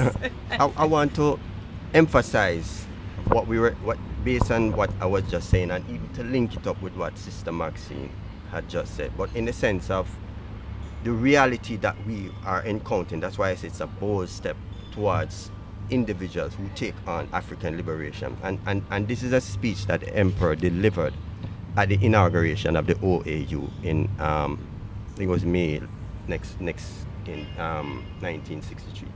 He said Africa was a physical resource to be exploited, and Africans were chattels to be purchased bodily, or at best, peoples to be reduced to vassalage and lackeyhood. Africa was the market for the produce of other nations and the source of the raw materials with which their factories were fed. Today, Africa has emerged from the dark passage, or Armageddon is past. Africa has been reborn as a free continent, and Africans have been reborn as free men. The blood that was shed and the sufferings that were endured are today's Africa's advocacies for freedom and unity. Those men, those Africans who refused to accept the judgment passed upon them by the colonizers, who held unswervingly through the darkest hours to a vision of an Africa emancipated from political, economic, and spiritual domination, will be remembered and revered wherever Africans meet. So you see this loftiness about the recapturing of the holistic approach, spiritually, economically, politically. It is the whole holistic revelation that the Emperor said that we need to relinquish ourselves to be truly recognized as free beings coming out of the era of colonialism and slavery. So the freedom that you were talking about with even the spiritualists that Ganja bring as an industry, the struggle that we have to incorporate the black man economics, as though Marcus Garvey was being targeted for Pan-Africanism. It is a reality. So don't think when I'm saying this to you, the host, of what you're doing here, it's something simple. It is something that, trust me, you're shaking the foundation. And look at the elevation. You're talking to be remembered and to be revered. This is sainthood, you know. Elevations to the heights, you know. Saint Percy. In the sense of you Saint Bess. You're Saint Bess. yes. We're going with Saint You're Bess. elevating Africans to that position when the Europeans only give saints to white people. They're black saints, man. And this is the reality of returning to your birthright, the reborn, by eliminating the bad wine of colonialism. Yeah, man. Full detox. Yeah. So we understand it. So Max, based on what you have said then, using the analogy that Minette opened with, and how they have designated reggae music, you think Rastafarian has had a major influence on it, but you are saying it is not the only music there is that has come out of Jamaica. No, definitely not. My uncle is Clement Sir Coxon Dodd. So I am uniquely aware of the personalities and the influences. His company had he had gospel music, he had jazz, he had all, Jamaicans were influential in a lot of spheres. Some of the greatest influencers of jazz music were Jamaicans that went into England and became parts of jazz groups. Jazz came here to Jamaica. Lloyd Brevett's father made the bass drum. He didn't invent it, but bass drums were made here. Okay. Not bass drums, bass guitars. Okay. You understand? And when you hear about, Headley, was it Headley Jones? That made the first electric guitar, developed the sound system. There are a lot of innovative aspects and innovators, all of them majoritively black, who are also not celebrated. My uncle is not celebrated, even though he's the pioneer of the blueprint of Jamaican music. Even Bob Marley and the Wailers came out of his home. So I understand clearly what that it's not Rastafari that own anything, but the influence and the fact that Rastafari are a uniquely oppressed section of the the larger society. Yes. And have created this culture that is worth a lot and was transmitted through the music. Then you have to focus in and say, no, you can't use that, and then don't give me my rights. All right, you're using reggae, I understand that. But how am I protected and how am I benefiting from this? Yeah. This is what the clamoring is about. I want to raise an issue with Prophet Greg. It looks like we're going to need a part 2, but I want to raise an issue with you. We talked about the Rastafarian faith being embedded in a vow, a covenant. I look at it myself and I see the simple life, the Nazarite part of it, not cutting the hair and so on.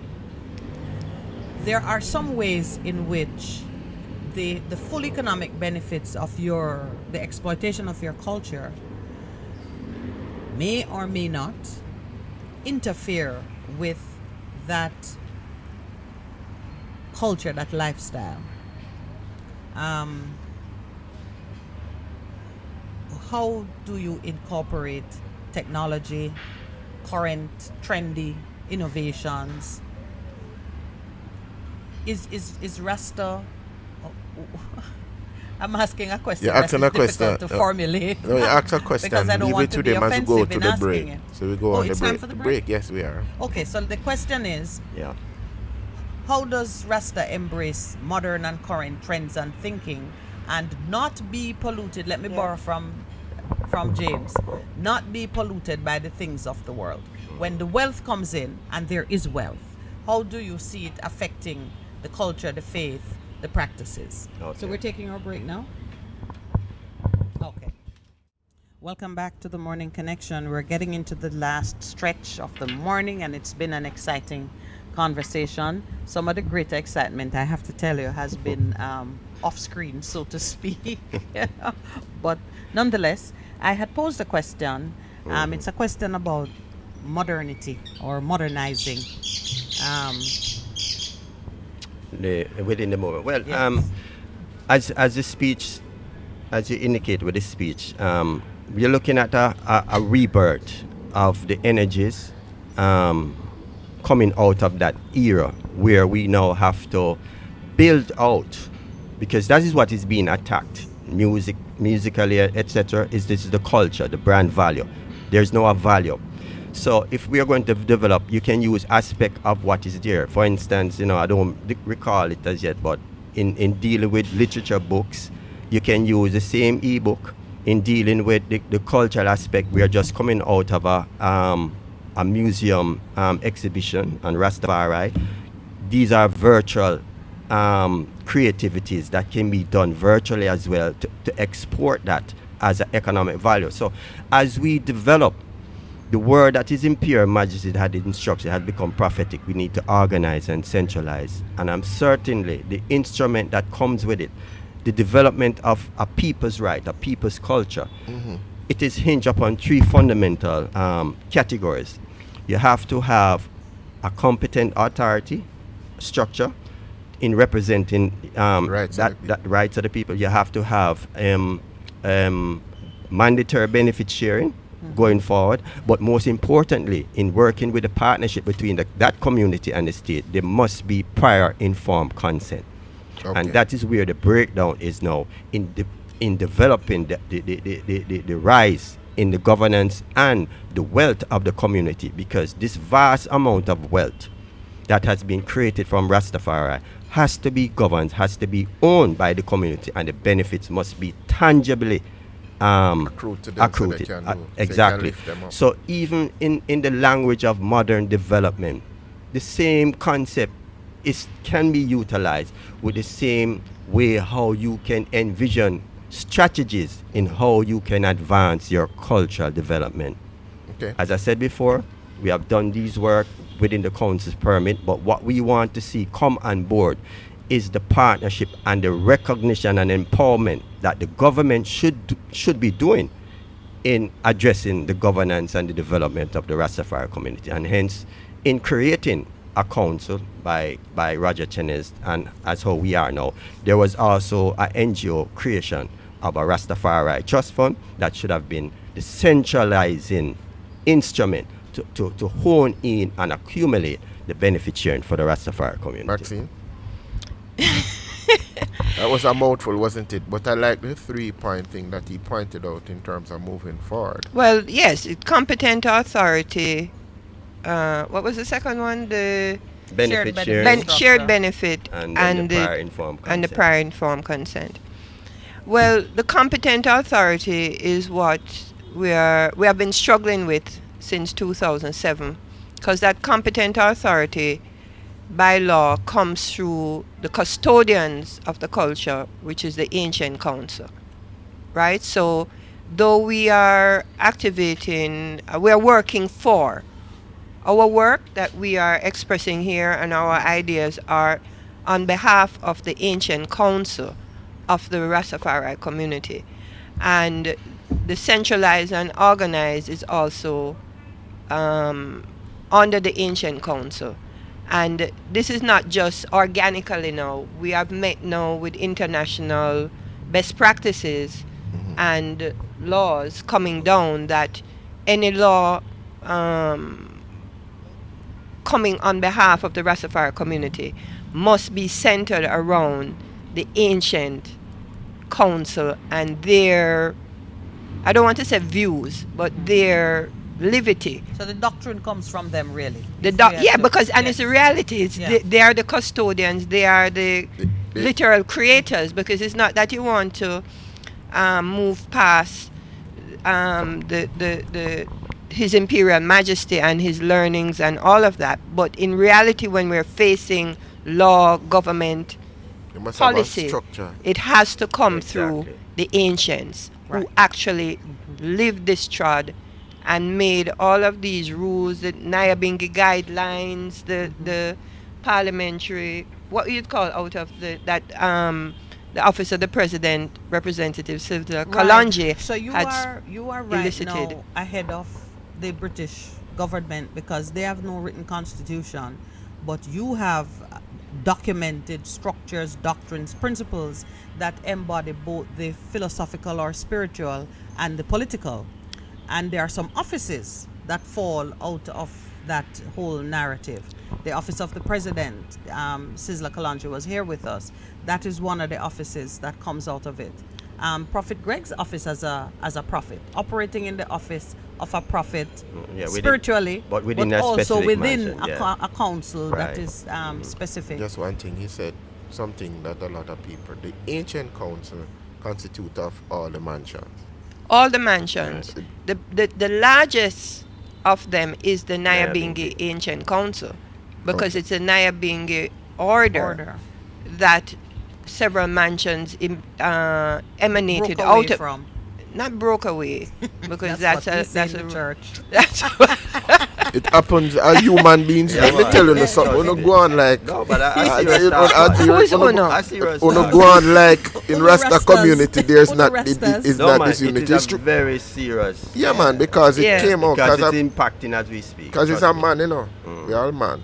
We're not God. And so we do things that we figure We are say, God. Yeah. Go ahead. So we're not going to work out. No, man. Let us. Yeah, I know. I'm You're troubling me, as per usual. But, Trouble Percy. But that's why I wanted, Yeah. because when you said ancient councils, the ancient council consists of the different mansions. Yeah.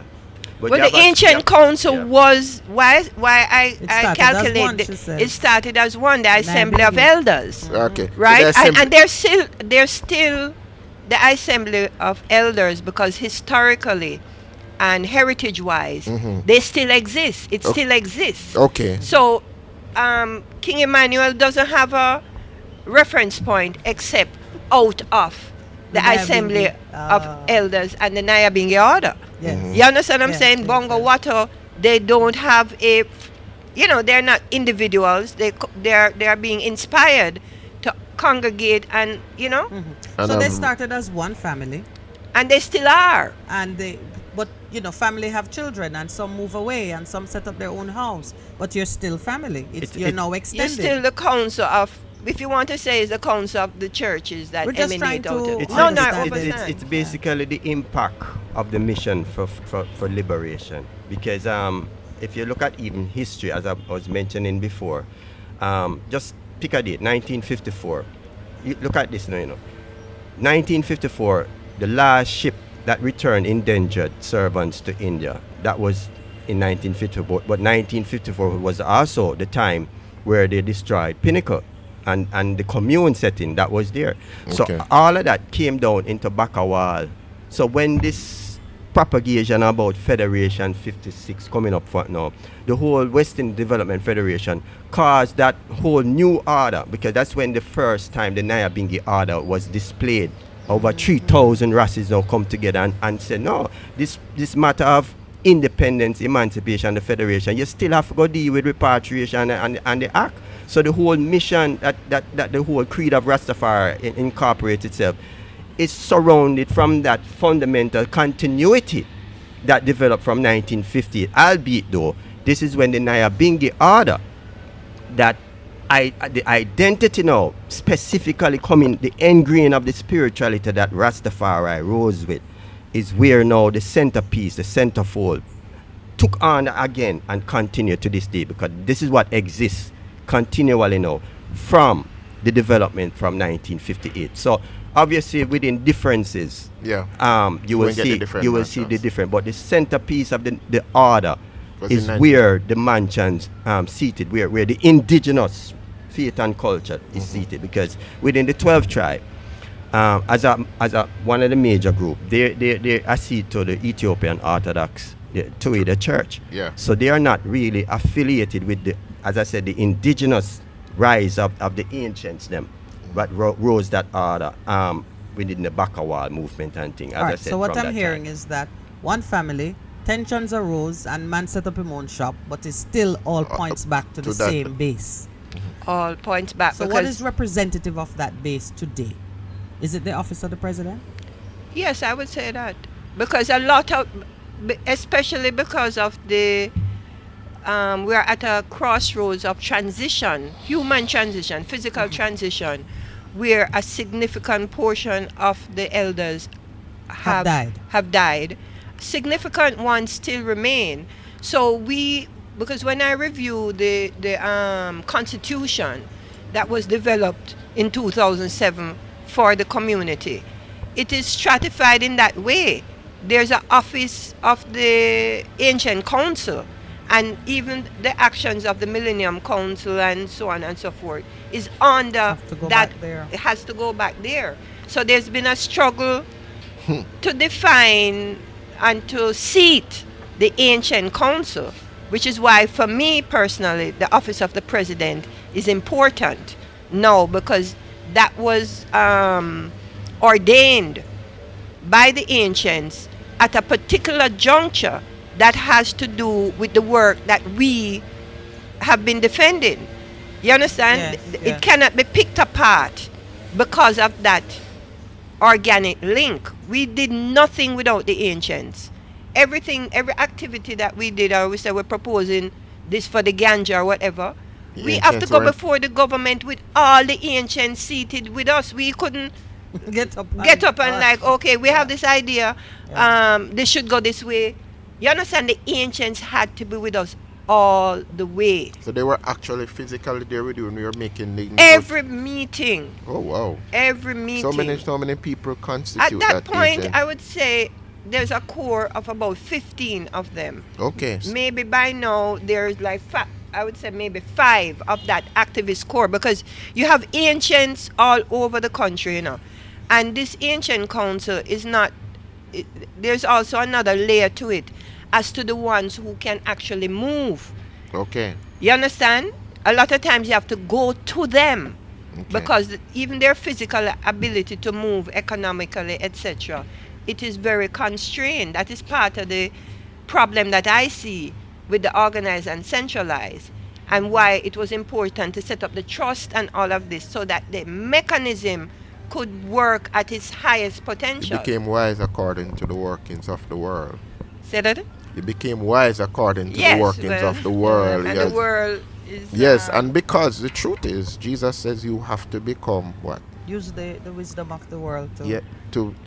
Wise Yeah. as serpents. Yes, Yeah. that, in acknowledging what is necessary, because there is a de-link between the state and the development of the community. So such an arrangement of trying to recaptivate what had started in 1958 as a collective force towards the mission, and because of the splintering that is happening, and as the bad wine that is setting in, even to cause further division, that relationship between the office of the presidency and what the council has established as work has to come to a meeting ground where we can galvanize now what the mission of the Rastafari should move to accomplish. Because right now that is a big question, because if you Yeah. ask about mission, I mean, I don't really want to sound, but when people ask about what is the creed of Rastafari, you said, boy, the hungry be fed. No, that's the benevolence of the creed. The popularized version, what is a part of it, begins with prince and princesses shall tread out of Egypt, which is the house of bondage. We Ethiopians shall Freedom. stretch forth our hand until the Almighty. And then the So the benevolence creed comes is to freedom. Exactly, because the actual from 58 creed, from the King Emmanuel era, began with, they speak about the Godhead. Yeah, you see? Go ahead, man. Go ahead. Don't worry. It's not going to accompany you It will rise again. till rise again, as we all rise. Yeah, and them say, we glorify the Father, of the creation. And then you have the second verse, to the King of Kings, the Lord of Lords. And then the third stanza is when you say prince and princess shall tread out. So there's a whole holistic. The creed is a combination of spirituality, politics, and a bid for freedom. The whole, and that continues the to be holistic. so, When His really. Imperial Majesty spoke about political, economic, and spiritual domination that we must remove out of, and these people shall be remembered and revered wherever African meet. You're talking about that upliftment of the setting and the creed. The foundation of the creed is what identifies these three holistic aspects So- of bringing the mission into Alright, that so fruition I'm of movement. I'm gonna just put another Kingdom. question to you, because you can come together around a common cause. Exactly. And when you succeed with that cause, you are still together, but your focus needs to Focus on different things. shift to accord with current realities. Yesterday, Sister Maxine spoke to at the Chakana event, or the 420 event, let's call it that. And she said, we have won the war, we must now claim the spoils. It has been our team And consistently. there is a need to focus your energies now on claiming the spoils. I want to hear about the governance structure under which you seek now to claim the spoils, And disperse administer it. it in accordance with the benevolence Yeah, man. approach of the creed, So the sharing our of creed benefits. is first and foremost to the Almighty. Glory be unto the Father, the Son, and the Yes. Holy One of creation. So we see the So we have to. So you're saying then holistic. we have to support church, Have to be. and we have to support people, feed the hungry, Exactly, clothe the the naked. benevolent, the whole. There is a structure under which all of that needs to be done, which would become the government. Then, what would you share on that subject? Well, that blueprint has already been laid out by the ancients. You know, they actually, when I look at all the Documentation. paperwork that has been put forward by the guidelines by the Royal Judah Coptic Church and by EABIC, I see the governance structure fully laid out. EABIC. Sorry, Ethio Africa Black International Congress. You understand? And all three ideas come from the Assembly of Elders. They're all emanating from the Ancient Council. So what we are trying to,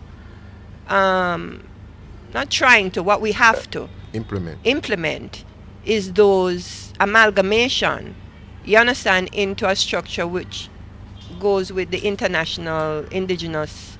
So those declarations are useful to give you a guideline or a framework. A framework to to make- not be opposed by the state. Precisely, because the state is a signatory.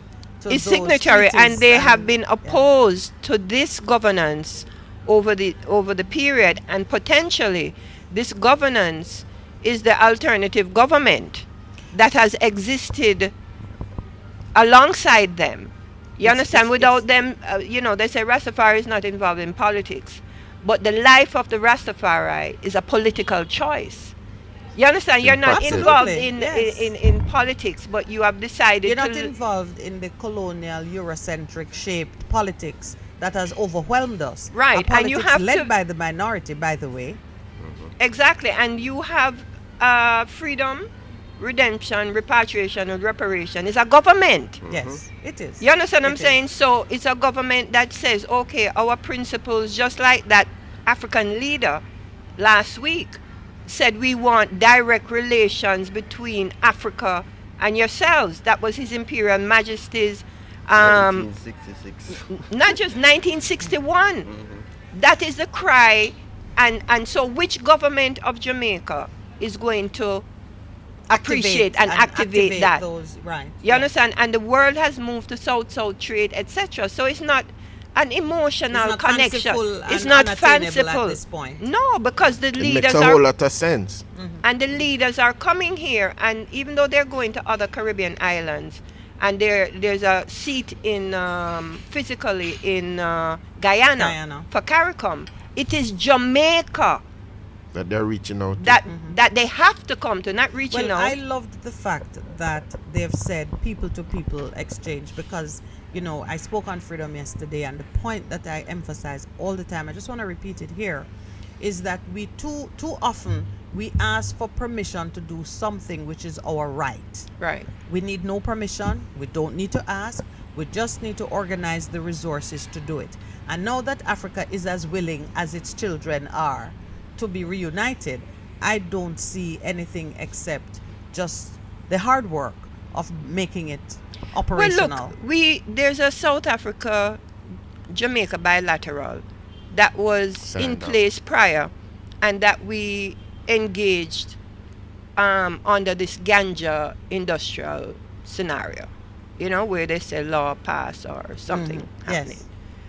And we saw where all the mechanisms were there. That's how we registered the company Rasta Ganja Global. We had the idea here. Under the bilateral, we were able to register it in South Africa. And it's actually the registration in South Africa that assisted for the registration here. In Jamaica. In Jamaica. You understand? So that is showing us the bilateralism, Jamaica, And the potential for and success. the potential for actually. success. So and we have the largest Rastafari community in the world, driven by the music. It was created by the music in South Africa. Is now our economic development partner.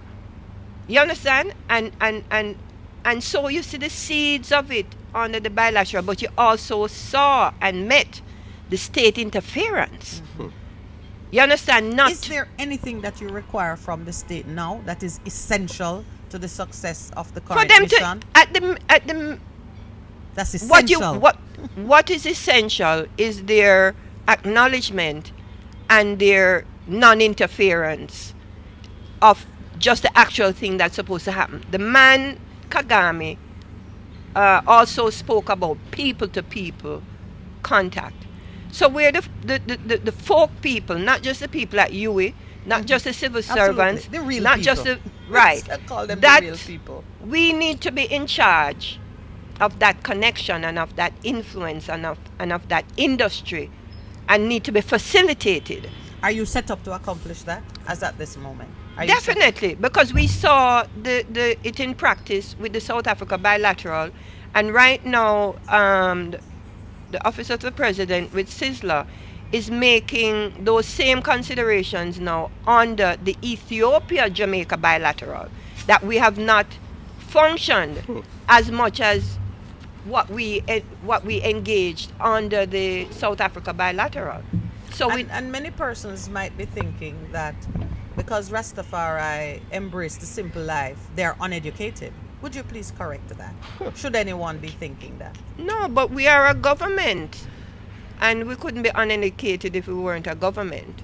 You understand? And if they clamor to Leonard Howell as a founder, if they clamor to it because it was several personalities that were inspired by the coronation and that whole effect that, pulled people from all over together. But these were all leaders of business, of existing churches, of associations. They didn't fall out of some tree. You understand what I'm saying? And you understand? What you're saying? And you can't organize if These you are don't have thought intelligence. organizers. You couldn't, this faith and this movement couldn't be organized other than thinkers. Exactly. We are thinkers. Why are we here? Why are we pushing against? And even the dialogue that we're having, I think it is revealing the depth of scholarship, the excellence of the spiritual maturity, and the preparedness and the to push attractiveness against the it has to attract intelligent people. yeah. Because they don't, that's the whole thing. If it wasn't intelligent, it could not attract intelligence. And You if understand? So and it's if- naturally intelligent. Well, I think and if it didn't have any value, it wouldn't have been misappropriated. well, obviously nobody Wow. steals what is worthless. So what But you're we spoke a few weeks ago. We were speaking about an issue that is kind of coming up now.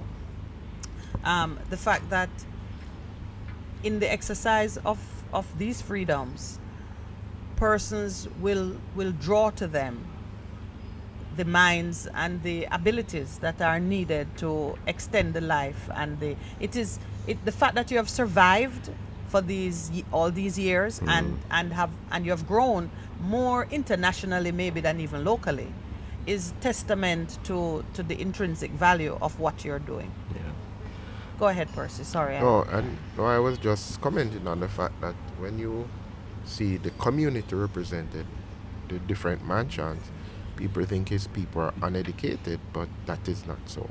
Just to state that categorically, because when the president was here, the amount Volume. of papers that I saw him referring to and thing, which means that a lot of thought and work has gone into where they are at and where they need to go. I think the challenge now that faces the community at large here in Jamaica is that you've struggled for a long time to get recognition, but having gotten recognition, I remember the first time we spoke, Maxine, you need the economic power, and that is where the blockage is. That needs to be removed, that indeed you can truly reap the economic rewards, that you can indeed help the wider community. Not a few people, but everybody, which speaks of kingdom. All right, we're incidentally. at the break. I just wanted you to close that. Perhaps when we come back, Prophet Greg, you can start with what you have in your hand. Okay. Because we have to take a station break. It's 9:31. Welcome back. We are now in our final segment, so we have to keep it tight because there's still so much to be said. Our guests, as you know, are Prophet Greg and Sister Maxine Stowe. We are still celebrating Rastafarian Month. Before we took the break, we'd asked a question about that really touched on showcasing the scholarship and the intelligence behind the workings of Rasta, the practices, and the documentation of who they are.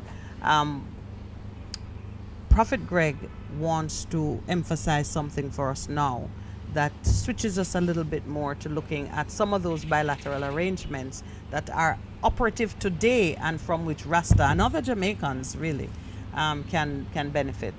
Yes, give thanks just a minute. There was an article in the Jamaica paper on February the 8th speaking about the Ethiopian ambassador to Jamaica, North America, and Mexico, Mr. Germa Bureau.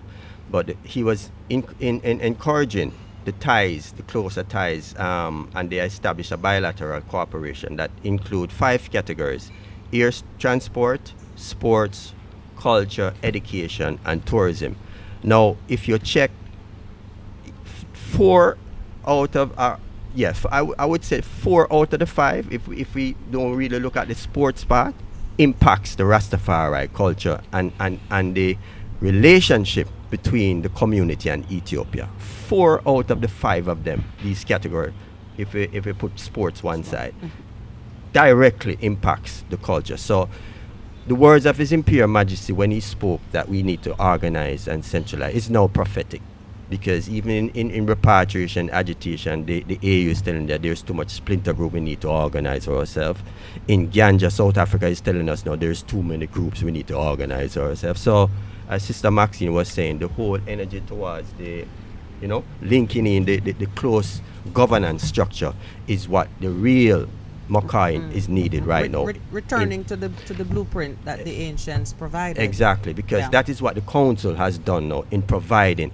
What we want to see is the buy-in, the partnership that the government, the state must be responsible in dealing with competence authority, mandatory benefit sharing, prior informed consent.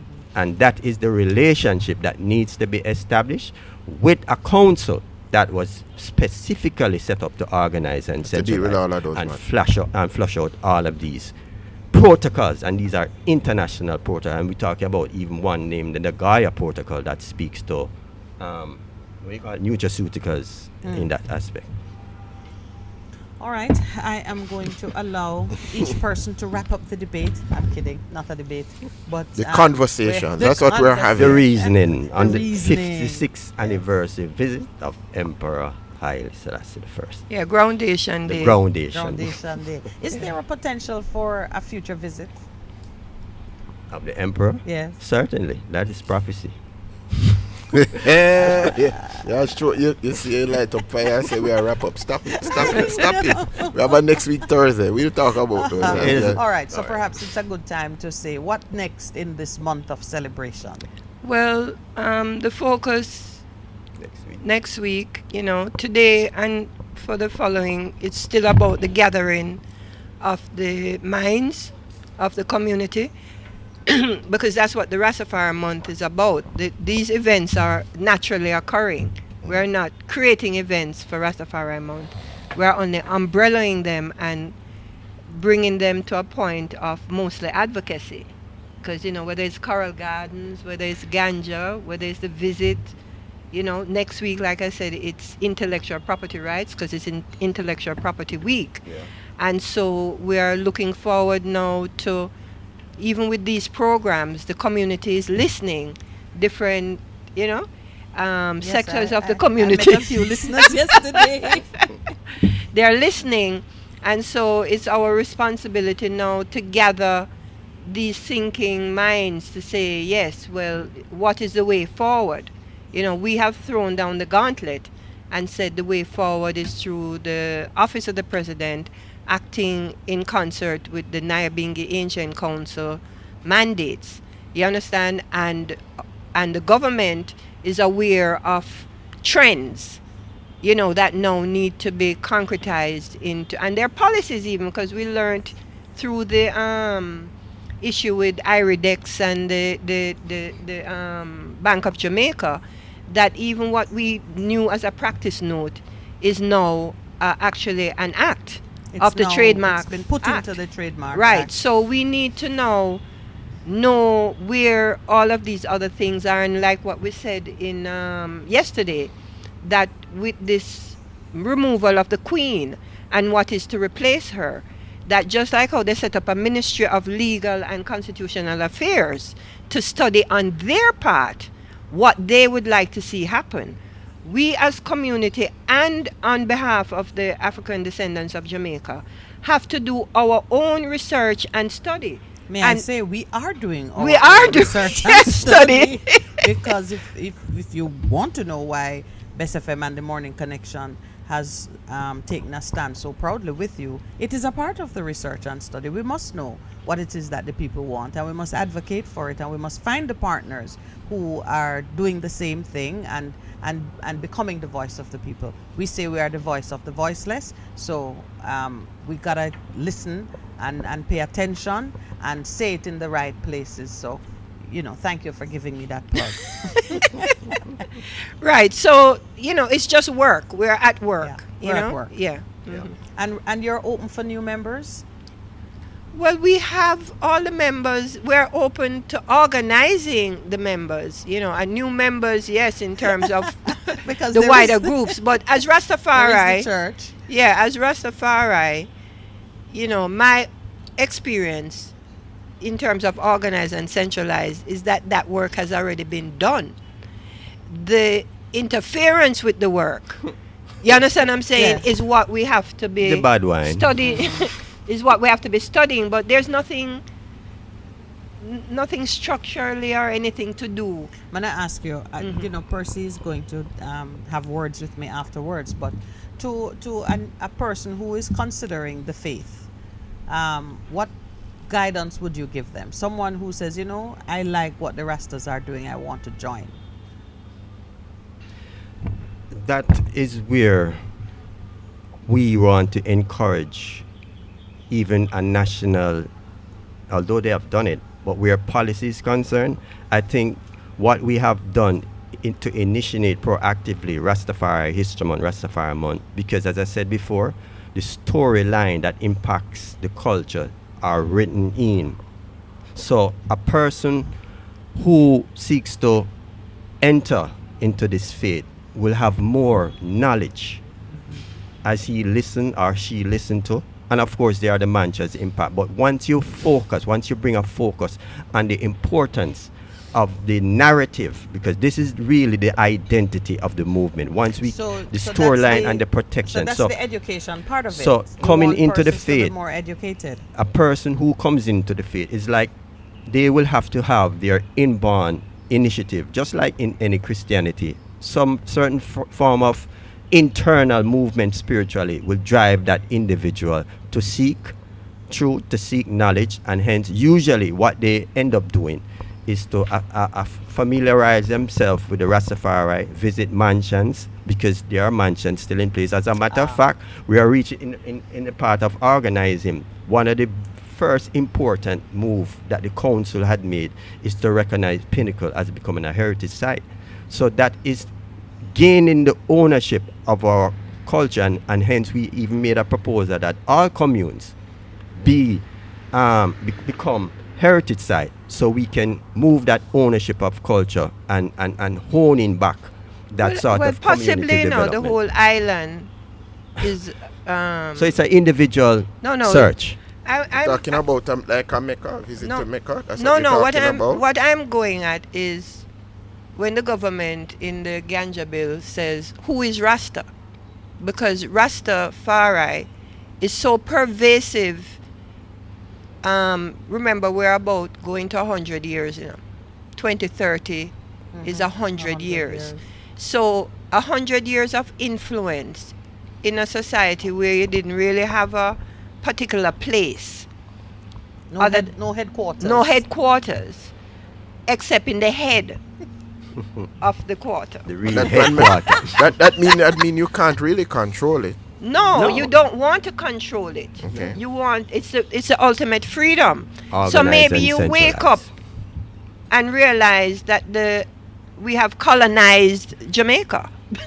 I'm Rasta. Well, Bongo Percy. I'm not so sure about that, but we'll wait. Yeah, it is. No, You no, know, no, no, no, you no, don't no, even no, know- No, listen. When they colonized Africa, The Africans. the Africa didn't know. You understand what I'm but saying? you So know- we may be Just moving wake to up the and point. As you say that, it is a point of real Percy humor. want to say Maybe the I'm in blood of charge. Jesus. No, I'm not going to Maybe say that. I'm Gonna say the already. blood of No, Jesus. no, not maybe, because I don't want to give any maybe to myself. But Yeah. I think I'm already in charge. You understand? Because when I look at the problems of Jamaica and the solutions outside of the posturing, the solutions are within what we as a community represent. Well, You- so says the Prime Minister, but he As- could be wrong. You know, he's been known to be wrong. But you know, you always have a knack for opening up a can of worms, you know. When you Just do when it, the fish you are just leaving. And when the fish are leaving, they open up a can of worms. Oh As my I says, goodness. we will continue Yes, to have it is. have This is interest in excellent this fodder for round two. for of discussion For and round so two. on. All right, But, but I was just going to, I am not going No, to man. stroke this fire. No. I'm You not can going to stroke stoke this it fire after the anymore. leave. No, man. No, because, No, when we go off air, you can stoke the I wa- fire all you want. I want to leave an Or burn a interesting thing fire. for Pastor Percy because Yes. we're knocking brain. But realistically speaking, if we look at the prophecies and the struggle for freedom, it was a struggle to look for deliverance, just like in the days of Moses. And I'm telling you that spiritually, the churches, need to really read and study what Romans chapter 11 really bring to the table as a information and fulfillment of the coming of the deliverer of Zion that needs to be interrogated by churches. in Jamaica. but we continue. So we have a message of deliverance because, as I said to a lot of people, a lot of things that happen, people seek to control minds. And it is a gospel that speaks to liberation and freedom. Exactly. That's why Jesus Christ came and he declared it. It is for freedom. That's why I came into the world. And he who knows him has truly been set free. So across different cultures out of Jamaica, across the world, that is why this gospel of the kingdom, you speak of kingdom also. You Yes. speak of a king. Exactly. This gospel of the kingdom will be preached. And the end that you're speaking about, it will come, and then the 1,000 reign will be established. Yeah, man. Because then he will return in his kingly character, as my friend who is now dead, Garnet, still spoke about. Let me release that one on you. Yeah, man. Yeah, man. And we will be there. Yeah, man. You will be there. Yes, Yeah, Pastor will be there. we We'll will all be there. we'll be all be So there, we're but gonna the figure question out is now, how we gonna Oh, we're gonna get get there there as at one. one, yeah. Because there's a blueprint for that too. Exactly, and we have to acknowledge the times because Times there's and season. yes, we are in the last days, moving to the last day, and this But like you significance. say, yes, yes, At the beginning of the new. yes, new millennium. yes. And the times of ending is the times of the Gentiles. Aye. 2022 AD is really the times of the Gentiles. So we move in coming, with the coming. reality. We're moving. It will, their All right, time will um, place, and then the end will come. For a time. Yeah. Will run. Yes. Yeah, I man. gotta say thank you. It's a pleasure. It has been wonderful. And my And- friend and- Maxine in all of her Joseph regalia. Yeah, the multicolored. Yes. You know that you are blessed and favored. Oh yes, I'm Prophesy here. to her, sir. I'm here with the blesser. We can't go wrong, Sister Maxine. We have Oh, two my priests at Lord. the table with us. Wait, a, one prophet, a one prophet priest. and a priest. And I'm a prophet and priest. I won't tell you about that. But You're anyway, both. Which one are you? all of them manifested because so the we Spirit of blessed. God is in us. Yeah, Yeah, man. we're blessed. Yeah, man. We're highly And favored. prophetess. You remember, Um, say a prophetess? Yeah. I was hoping you would forget. And I thought we get that you're a we prophetess. got to the end of the show and you only said it one time. We're going good. But thank you both. I think all of our listeners have been edified. I can say that without fear of contradiction, largely because what you have said has been good information and it's been thought-provoking. So who didn't think it's good information? It's been thought-provoking because it will cause them to think Yes. and to revisit some old pathways that are really in need of care. Ancient ways. And ancient ways, yes. I know I said old-fashioned. The ancient was to parts, provoke return you. to the ancient way that Absolutely. Isaiah speaks about. Yes, because he said those would be rebuilt. Yeah. Exactly. And who gonna rebuild them except And there modern must day be people? evidence. And there must be evidence. must be evidence. Absolutely. So I thank you for sharing with me. We have another week or so to go. I'm looking forward to it. And then we have a visit to Judgment Yard. And we'll have the Prophet with us. So thank you both, and thank you in the house, in the studio, online. Oh gosh, my online people didn't get much love today, but they've been sending lots of love your way. By the way, we get some special shout outs and greetings from a number of persons online. to We've both never the seen guests. before. Yes, one Online. or two new persons have shown up, and we've had. I think it would be fair to say that the influence of Africa on the music has been highlighted here. It wasn't mentioned specifically for any period of time in the discussion because we were focusing on Rasta's impact on the music. But one or two persons have said, even on the slave ships, the music and the drumming and the humming and was a source of comfort. And the suffering that the music pulls out.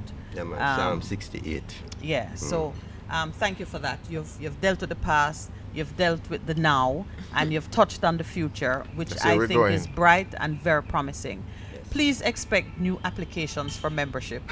so you So like she got it. no, I mean, you did say prophetess, so I got to prophesy. Yeah, I understand. But I think you're going to generate a lot of interest because people are still searching for understanding and a place where they can comfortably express their spirituality. Yes. And the way that you have combined economics, politics, and spirituality, I know it is attractive to many. It's attractive to me too, but I wouldn't grow the locks. Not sure. We have the king now. I would have to be one. Not yet. Not yet. I leave All it right, at that. thank you So- very much. We take our leave now. Have a great weekend, everyone. Thursday is the new Friday for us on the Morning Connection. So we wish you well, and God willing, we'll be with you again on Monday.